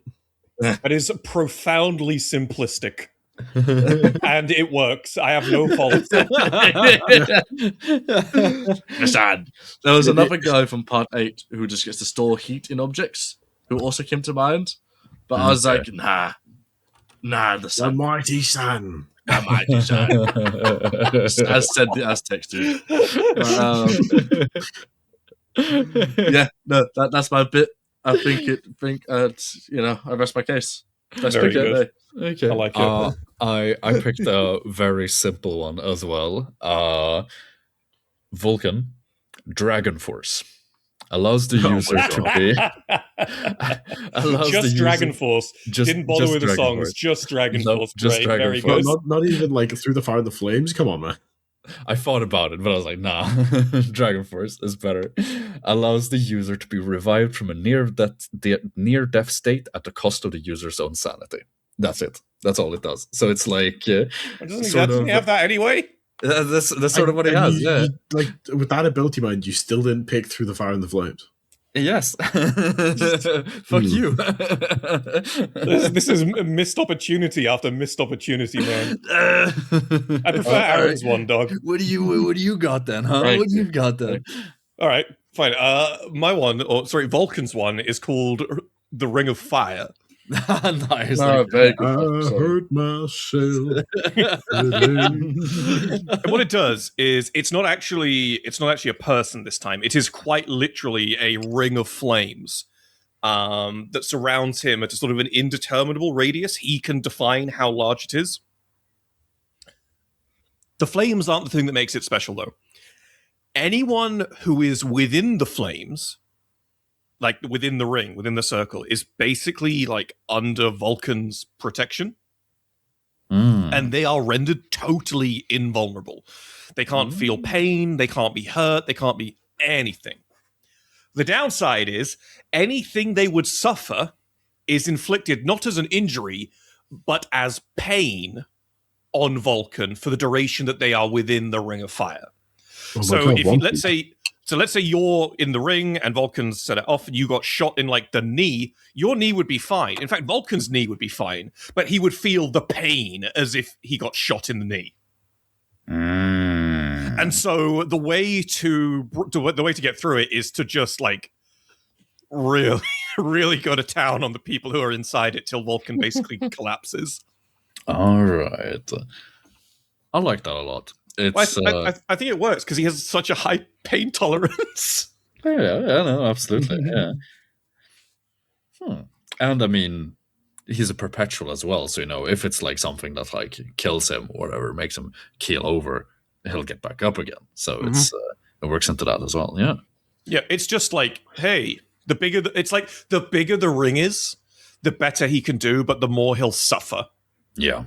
If it's like one person, then he's probably like, it's whatever. It's a whole big fat nothing. You could use it in a really silly capacity as well. If like someone's like, I don't know, dying of disease, you just put them in the Ring of Fire and then obviously you suffer in the way they suffer. But then for the duration they're within the ring, someone could like come along and try and find a way to help them. So it's like, it's one of those goofy kind of stands that could perhaps be used in a more plot devicey way rather than a combat way, if you know what I mean. Sure, absolutely. Yeah. Man, he should have used it on Istvan. Rip. Well, I mean, that's kind of the theme with a lot of the ones I'm coming up with. It's like, well, if only they had this, Because now you're like legally obligated to have a traitor stand that counters it and causes events to play out as they're supposed to. Ah, yes. Oh, wait. Ah, shit, sorry, I just realised I used the wrong one for Gilliman. I used my old one. So 20th Century Boy was still a good pick. I'm so sorry. I'll mention it after we finish up this one. No, Sure. Go on. Go on, Croc, what do you have for Gilliman? I feel I'm going to get outdone by the sun here, but here we go. The sad. Hammer Time by MC Hammer. Appearance? Yeah. I have written in my notes here, it's his hammer. Of course it's his fucking hammer. Ability-wise, the hammer allows him to teleport, as it does. Oh, for fuck's sake. And then he can wreck it Ralphford. Anything he hits with the hammer can be upgraded. He can have up to 3 items upgraded at a time. Once the items have been upgraded for 30 minutes, or once they exceed a 30-meter radius from the Primarch himself, they crumble away into dust. Guess which show I was watching when I came up with that one? Tell us. No. Right, so you and Moots basically suck at this game because you're just choosing stuff you can already do. That's kind of what I did to an extent with a couple of them. Is it's literally just, make their Primarch, but he's a fucking stand, Yeah. I feel like I just got lazy with Vulcan. I feel like I was way too fucking harsh to Aaron for not even trying because you guys didn't try either. I did some good ones. I just got very lazy with Vulcan. I turned his innate ability into the stand. He might be a stand user in canon. Well, it just sounds like he is the stand. So, Tom, to be fair, that's what your Gilliman one was, to be fair. Yeah, fair. Right, moving on. So my actual Gilliman pick, not my first draft, the more interesting one that reflects his plot armor, is that of Heya. Oh my fucking god! So, for anyone unfamiliar, this stand is one of my favorites of all time. It's attached to a guy called Loco Poco, and it's this little purple fella who sits on his back, like in the second picture there, and he just gives you slight words of advice or encouragement, and then manifests the most insane luck you've ever seen, and it works almost 100% of the time, every time. Like, this man was running in the horse race. His horse slipped into a bush, but it ended up surfing on a corpse of a cow that was there down the hill, past everyone else, and was perfectly fine afterwards. Or he went straight through a forest because the guy said, "Hey, take a shortcut to the right," and he went right, and he went through this great big god awful forest, perfectly fine. He closed his eyes and just went straight through it like an open hallway. And there's some other bits like near towards the end of the race, but doesn't he fall down a ravine at one point? Huh? Yeah, yeah, definitely, yeah. Definitely. There's so much shit that happens to this guy. What happens around him, or as a result of him, he'll throw something and it'll be the most gnarly trick shot you've ever seen, sort of thing. And that's what I wanted to reflect the plot armor. Sorry, it's just this insane bullshit that happens around this man on a regular basis for no good reason. Outside of the fact that it's just keeping this man alive. I hate the most first on part 7, but isn't the luck actually just like him as a person rather than Poco Loco? No, rather than Hey Army? So he joins the Steel Ball race run as a result of a fortune teller telling him the next 6 months of your life are going to be the best in your life. And so he grabbed a horse, went on to the Steel Ball Run race, and I think that was his initial materialization of the stand, without him realizing. Or he went near the corpse part in part 7. It's never actually really explained. It just sort of appears on his back, and then he just gets this insane verse of luck going on from there. It's never really said if it's him or the stand. It's just always implied that the stand's only ability is to make him incredibly lucky. It's fucking excellent. I love the little critter. It's so weird. He's good. No, yeah, he's good. So that's what I wanted Gilliman's to be, which is a lot more on brand. So 20th Century Boy was a lot more of the armor part of the Armor of Fate. This guy's a lot more the fate part of the Armor of Fate. Well, I mean, it's not unheard of for stand users to have 2 stands, right? Or am I...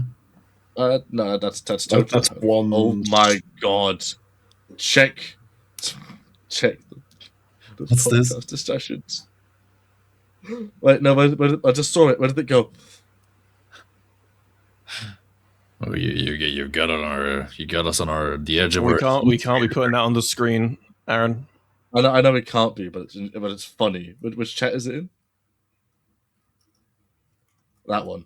I've just had to delete that. That's not. That's kind of TOS. Put it in super. It's funny. Roots with his whole ass out. I see. I have no idea what Aaron is trying to post here, but all right. So you can check that later. Right, moving on. Moving on, indeed. We are moving on to Corvus Corax. Geese.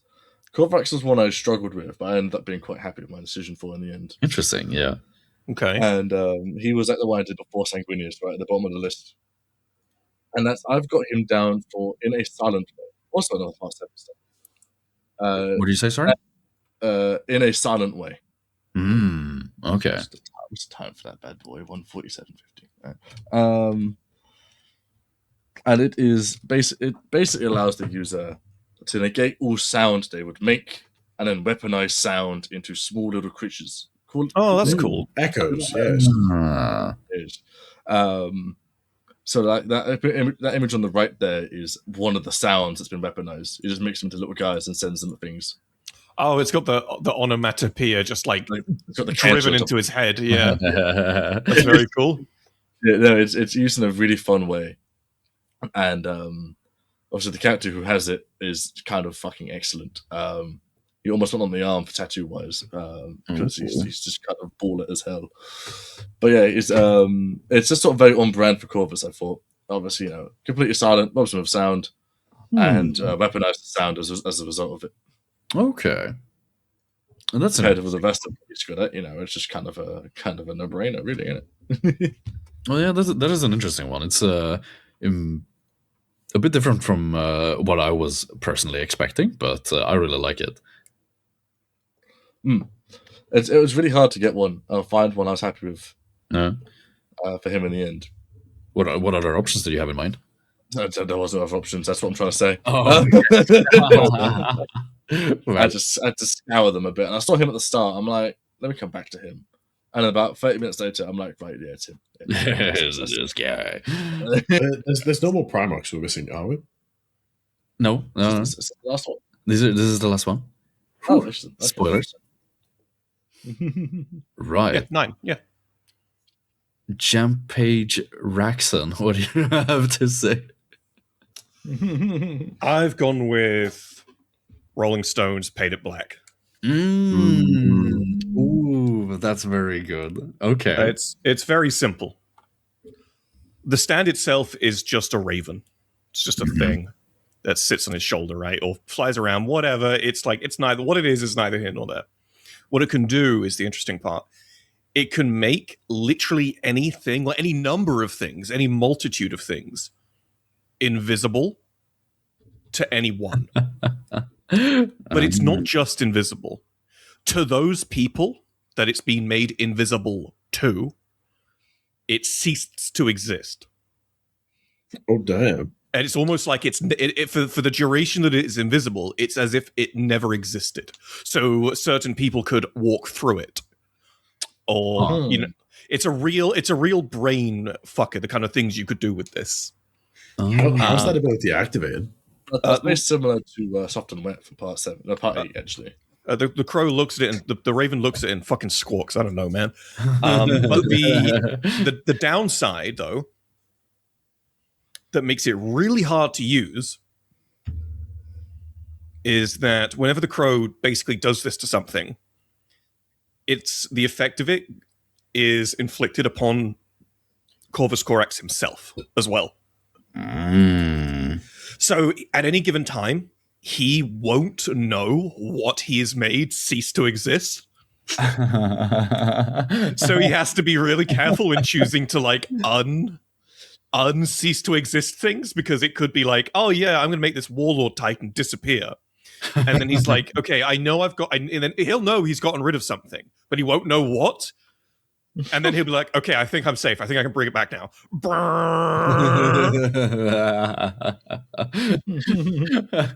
So it's a real messy one. I like that a lot. I like that it's just not him. It's not just him getting sneaky, but like he can apply it to other stuff as You can well. unapply it to others as well. So Yeah, it's so fucky wucky with how it works. It's very non-Euclidean. And I think that's why I liked it so much. Sure, yeah. No, absolutely. All right, what do you got for us, Croc? Rebel Yell by Billy Idol.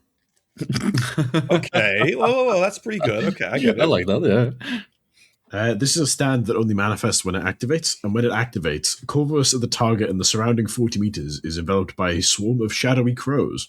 Ability-wise, it's a bit of a silly one. If Corvus can catch his opponent by surprise, Rebel Yell activates, dragging his opponent into a shadow mimic area of their surroundings in that 40-meter radius. In this area, Corvus can conjure a shadowy construct of anything that has ever existed in that area at any point in time to hinder or attack his foes. To break out of the area, you must locate a crow within the area that maintains eye contact with the construct and break that line of sight, which will shatter the construct and cause a tear in the area. Corvus himself can freely enter this zone and remains fully intangible while he does so. Invisible, can't touch, can't nothing. And to interact with this zone, he must reveal himself. Okay, Sneaky boy. okay. Sneaky, okay. I like it. I got it. I get it too, yeah, no. You both sort of went in a semi-similar direction. What did you do? Yeah, Well- let's hear it, white boy. I got Freak on a Leash. Free on a leash. Bro. Why? Well, It's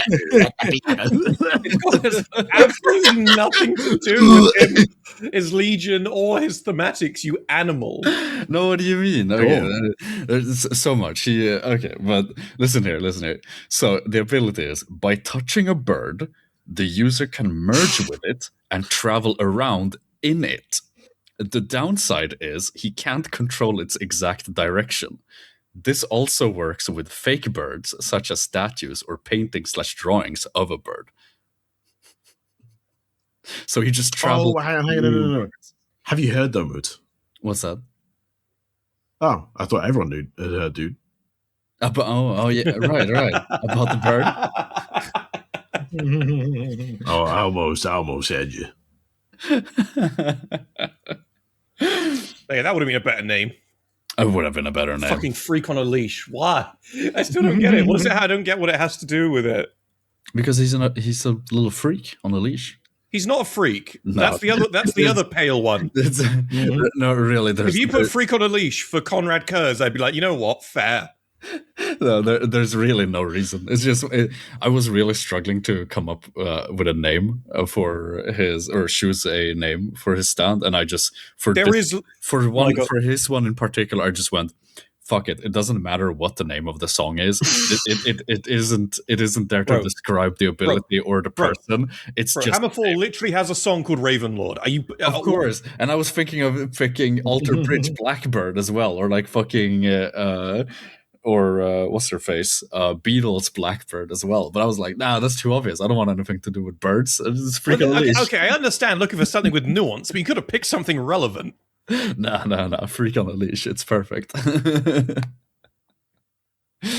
All I know is when we do the chaos ones, I'm going to do freak on a leash for fucking Conrad Kurz. Whatever I come up with will be way more relevant, bro. Yeah, you're a madman. It doesn't have to be relevant. That's the point of the stand names. It can just be. It's just music you enjoy. You know. Your lack of continuity disturbs me. But what do we think of the stand? It's bad. I don't like it anymore. Bad. Biased. Wrong. No, I wanted something that like could be sneaky, but had the downside of him not being entirely able to like control the outcome of it. Like he can attach himself to a bird and the bird flies away or whatever, but it's like where the fuck does the bird go? So it's like I like the idea of him like having to finagle the bird itself. So like shit. You know, he just has to like do something to like coax it, and if he wants to go in a particular direction, he just has to coax it in that direction and then touch it and like become so it works on like the facsimile birds though, doesn't it? What's that, sorry? It works on like any facsimile of a bird, right? Yeah, exactly. So he could just jump into a set of Mark 6 power armor. He could, yeah, I'm sure. Absolutely. Imagine that being some traitor commander. A squad of Mark 6 beakies lands on your position, you know, Raven Guard assault troops like, go my Terminator on a guard, kill them, and then all of a sudden fucking Corvus Corax is there. Like, where did you go from? I think I like it because it has the potential of being quite powerful, but also like, you know, it's limited in direction, right?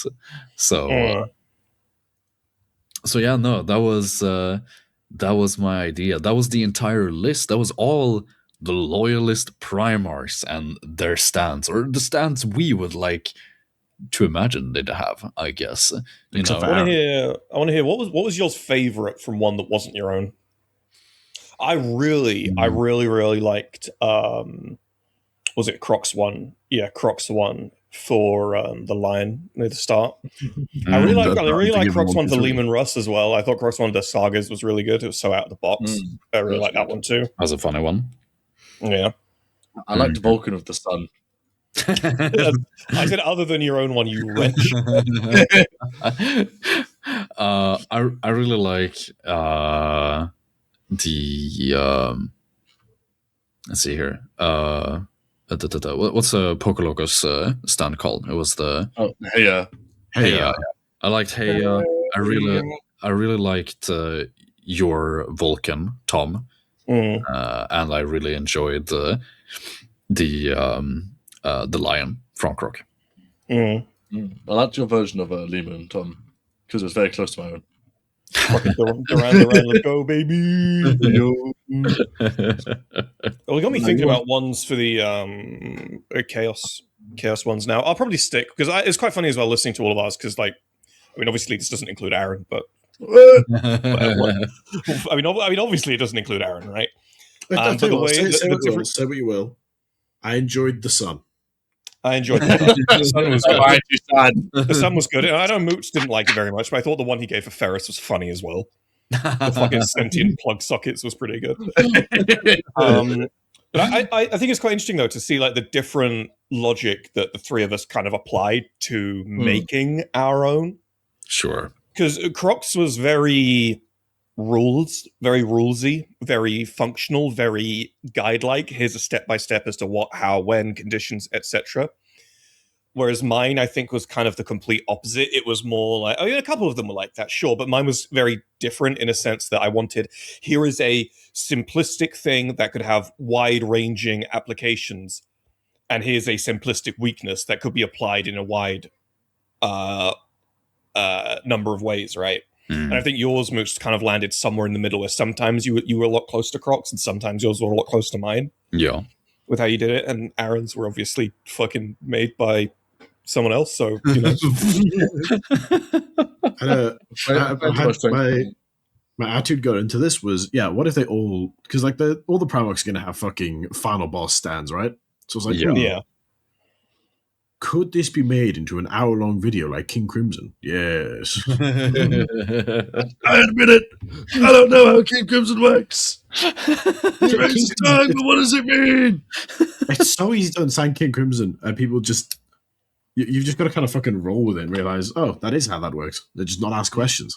Yeah, that's just how it works. You can just do time ahead of him and change it. Literally, it's like looking at fucking time in a video editing software. You're like, that's going to happen, but I want it to. So just cut it out. Oh, interesting. And time rejoins.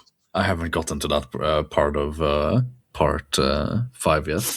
Oh, I unfortunately just revealed like a big bit of part 5 there. Well, I mean, we did do a spoiler warning at the start, Moot, so you weren't listening. That's on you, right? Damn, I just shouldn't have been here. Aaron was like, "Here's the spoiler warning." It immediately spoiled something for part 8, and now you chime into about part 5.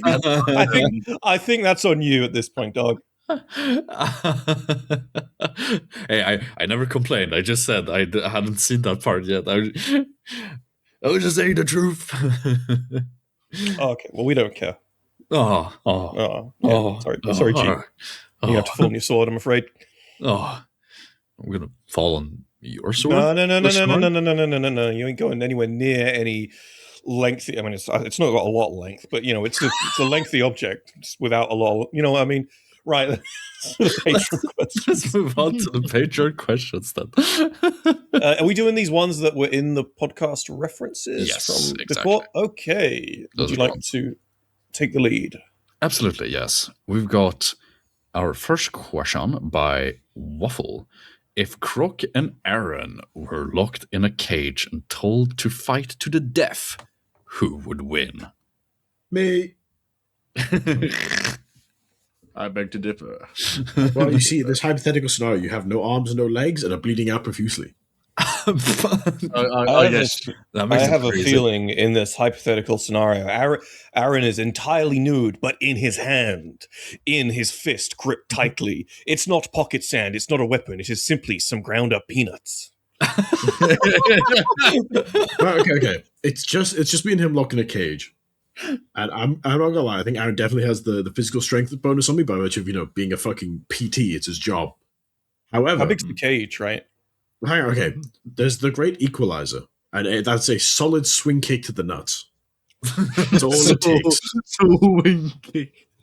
I mean, this is quite. I think it's quite funny because I think if it were me, 99 times out of 100, I'm losing. However, put us in a telephone box, and this cunt is dead. He is dying. I will kill him. Actually, it depends, Aaron. Do you bite? What the noxious gases? It doesn't. If he bites, there's a question mark. If I bite, the answer is yes. I am eating this motherfucker in the telephone box. Have you I am seen coming away with all 150 kilos of protein that is on his body. It is mine. Have you seen Karl Jiu-Jitsu? I have seen Karl Jiu-Jitsu. I'll fucking get you, man. Oh, wait, there's this fucking sport that popped up on my timeline once and then disappeared and I haven't been able to find it since. But it's just people running into each other full force. Oh yes, that means I've seen that. That's it. That's the sport. Yeah. You see some giant Samoan dude just send some poor little scrawny guy flying. And he's at us going, like, come on, man. Come on, man. Yeah, that picture of that video of Eddie Hall versus the two little guys. oh yeah. Oh god, I think if it was you versus Moots, same sort of situation, but like do it in an air vent and Moots will have you. Yeah. I'd be like, no, I'll tell you what it'll be like. It'll be like that one scene out of a scary movie with the guy under the bed. It'll be the scene from Aliens, where they're stuck in the vent and the aliens start to just tear them to pieces. I'll just fucking sneak around and yank you out into the fucking vents like from a bar. Like, he'll be ripping out chunks of flesh whilst you're still wondering how to move. I also bleed acid, so it's very fitting. We all know about that one particular dwarf. It comes with nationality, dude. You know the scene from Blark and Son? Yes. That's Moots.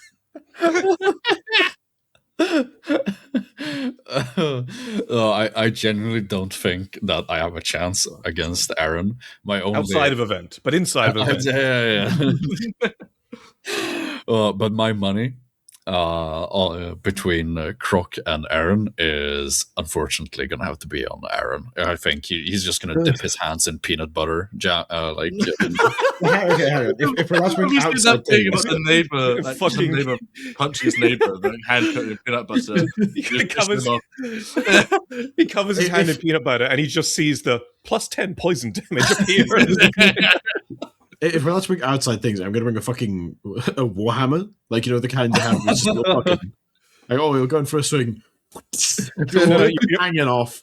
That's you're allowed to bring anything you can buy at fucking Lidl for like £2.50 or less. Oh, fucking hell, mate. Pick a day of the week. Let me check my rotations. See what's in the middle aisle. Oh yeah, they have those, don't they? With just any like it's the fucking Call of Duty mystery box in the middle aisle. It varies from like, here you go, here's a fucking pillow that is just a salmon, or here you go, a fucking chainsaw, mate. Have at him. Literally, it's the most random shit. You can buy a kettle for £2.50. You'll see a kettle and some kitchen towels on the same shelf as like a buzzsaw. It's all ridiculously cheap. We're on something here. First edition postal Pokemon packs. This is the untapped market. Each opponent has to go to the Lidl beforehand and get their fighting equipment, and then they fight to the death. It's like you know those shows where it's like teams go to a fucking scrapyard and get all the carpets. It's like that. Yeah. It's called Little Night Duels. It screens on Dave at 4 a.m. or you could say Little Nightmares. You know, I would love a Little Nightmares spin-off that's just based in a Little, dude. That'd be fucking excellent. All the people that shop a Little look the part anyway. I fucking watched the shit out of that. Terrible, absolutely terrible. Right, what's the next patron question? The next question is by that one trench pilgrim who says, who asks, what was your first experience with Warhammer? Oh, the original would have been 9 or 10. The Space Marine Bike Squad. But I think at the time, I might need to go check this, but I think at the time what they were doing is it would have been a White Dwarf or some other magazine, right? Where with it, they would be selling like a single model that could be a part of a squad. Because I just remember owning like just one Space Marine on bike. And I painted him without a primer layer. So he was basically a combination of Blood Angels Red and just plastic. Hell yeah. And I tell you what, I thought, you know what my first thought about Warhammer was? It's like, oh, this is cool, but I don't know why you guys put them on bases. because my thinking was, how can I drive him around like holding the guy on the bike if he's on a base? Like, I can't do that if he's on a base. Why would I put him on a base? That's like Zarek with her what's it, Corvus Blackstar? Yeah. Literally any flying thing, you got to make it detachable from the base. Don't deny yourself that feeling. The joy. If I had a Harridan, I'd just chuck it at my neighbour's small kids with it. Throw it over the fence. I'd just play like some dinosaur noises. Aaron, could you knuckleball a Harridan? You know I damn well could. That mouth is going at you 90 degrees direction. I don't think it will. Okay, good. You then, Croc. What was your first experience with Warhammer? I'm gonna be honest. I was very much the guy that would be like, "Oh, mummy, can we go in and get one of those free models?" This was actually 2 weeks ago. This happened. Been in the hobby for nearly a decade. That's half your life, son. Sorry, grown ass man, by the way. Anyway, it was just that you wander into the store, you get your free model, and they get you to do a little trial game. It's just good fun. They did that once one time. I still think you get the free model, but I don't think you do the little trial game anymore. No, you don't do the trial game anymore. They stopped doing that since COVID, I think. Yeah, I remember the one time I've tried to play at a Games Workshop store was ages ago, where it was me and a common friend of ours, Sneaky Snake. You guys remember him? Yeah. Oh, yes. He's also a Swede. Wait, was he the guy who likes putting like? He was the guy who likes putting curry sauce and pineapple and banana on his pizza, right? Yeah, of course. Yeah. Aaron Metal, madman. so, disgusting. Oh yeah! Oh my god! Fucking. Well, in the little pizza shop that has bullet holes in it. Yes, I exactly that one. I'm gonna have to take you guys, you and Croc, there, Tom. No, only if you want to see me throw it across the room, bro. So listen, Aaron's going to be wearing that before I'm eating it, okay? But so me and him, we were like walking around, like we wanted to find a place to like play a game, and we were in town, and we I remember us like realizing that the store we wanted to go to was closed, so we started walking towards the Games Workshop store, and we're like, better make sure that it's like open and that we can play. And we sent a message to them on Facebook or whatever, and we start walking towards there, and it's not until we've basically reached it that they answer on their fucking Facebook, and they just go, sorry, we don't host games here anymore. And I'm like, what the fuck? Bro. I think one of the greatest crimes modern GW's ever committed was winding down in-store games. Oh, 100%. Because when I first got into the hobby, circa like at some point in 7th edition with the Dark Vengeance box, really jumped off the deep end. Mm-hmm. Yeah. My favorite thing was every Sunday driving down and playing some games. I had no idea what the fuck was going on. My army weren't cohesive. But I was having fun, you get to know everyone in the store. And then like I can't go to that GW anymore because it's really depressing to see it that empty. No, it's my old one. There's not even like the fucking old guy who sits in the corner painting some like 150 quid project every week. Yeah, no, my one, 9 times out of 10 you walk in, there's someone there painting or building a model kit. And now you walk in, it's just the guy going, hey, and he asks you a question every 5 seconds if you don't give him attention because he's starved for community interaction.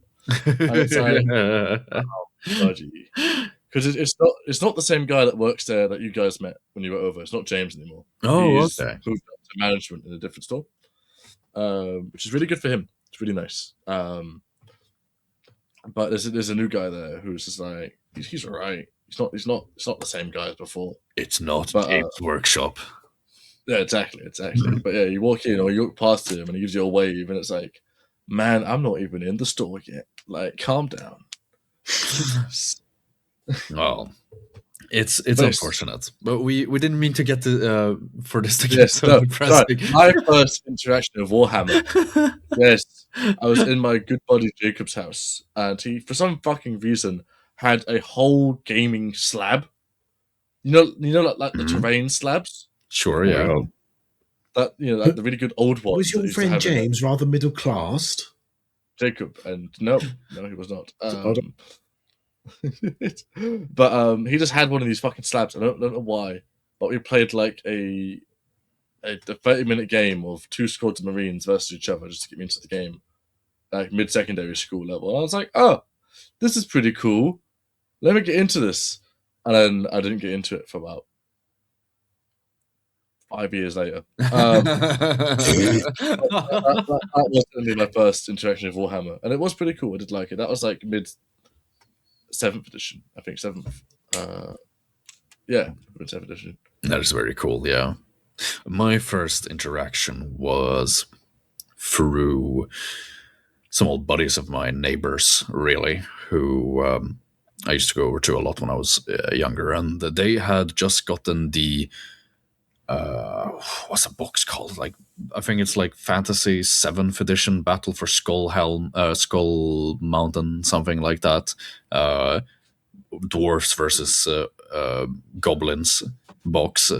And they showed me the rules book. I mean, and I saw the Necrons. Not what am I on about? The Tomb Kings, and I thought, man, this looks hella dope. And I managed to convince my one of my parents to get me the Tomb King on a chariot from the web store, and I got that sent to me. The old metal mini, I still have it in my collection, and through there, I ended up going to the only Games Workshop store near where I live.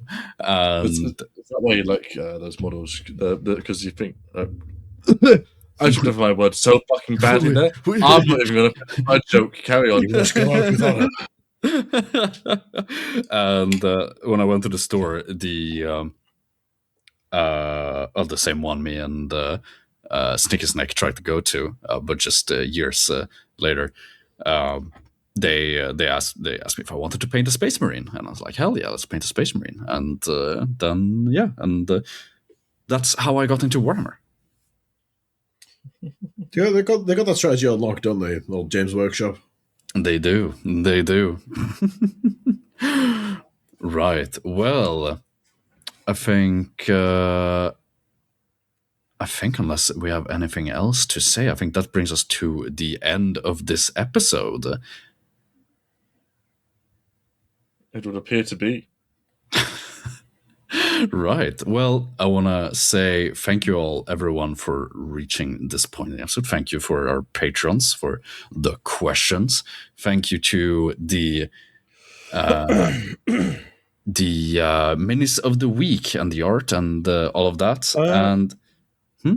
Sorry, should we mention what we were talking about the other day about the podcast? Yes, perfect. Yes, absolutely. We are, or do you want to take that? Yeah, sure. So one of the things we want to do, don't worry, we're not going to make the podcast exclusive or a paid product or anything like that. We're definitely not going to do that. We might bully Croc some more, but, even if we weren't going to make any changes, we'd do that anyway. So do not fret. What we are planning on doing, however, though, is sometime in the coming weeks, we are going to implement it so that patrons get to see the podcast a fortnight early. Fortnite. We're not sure. For those of you who play too many video games and are under the age of 9, a fortnight is 2 weeks. No, a fortnight about wow. I'm not going to bully you. I'm just going to kill you. I'm going to break you. So we are planning on introducing that sometime in the next month or two. maybe sooner rather than later. We've got a few ways in which we want to go about it, but in any event, the podcast will still be free. You can still watch it, but if you want to support the channel, there will be a way in which you can watch it 2 weeks early if you are a certain tier of patron. We haven't worked it all out yet. Nope. We'll let you know more. We'll do a Discord announcement. Join the Astartes Anonymous Discord if you haven't already. And if you are in the Astartes Anonymous Discord, I'm so sorry. I'm so Yeah. I'm so sorry. Good luck for lasting this long, you know? Yeah. Honest. There's Aragons in here. Ugh.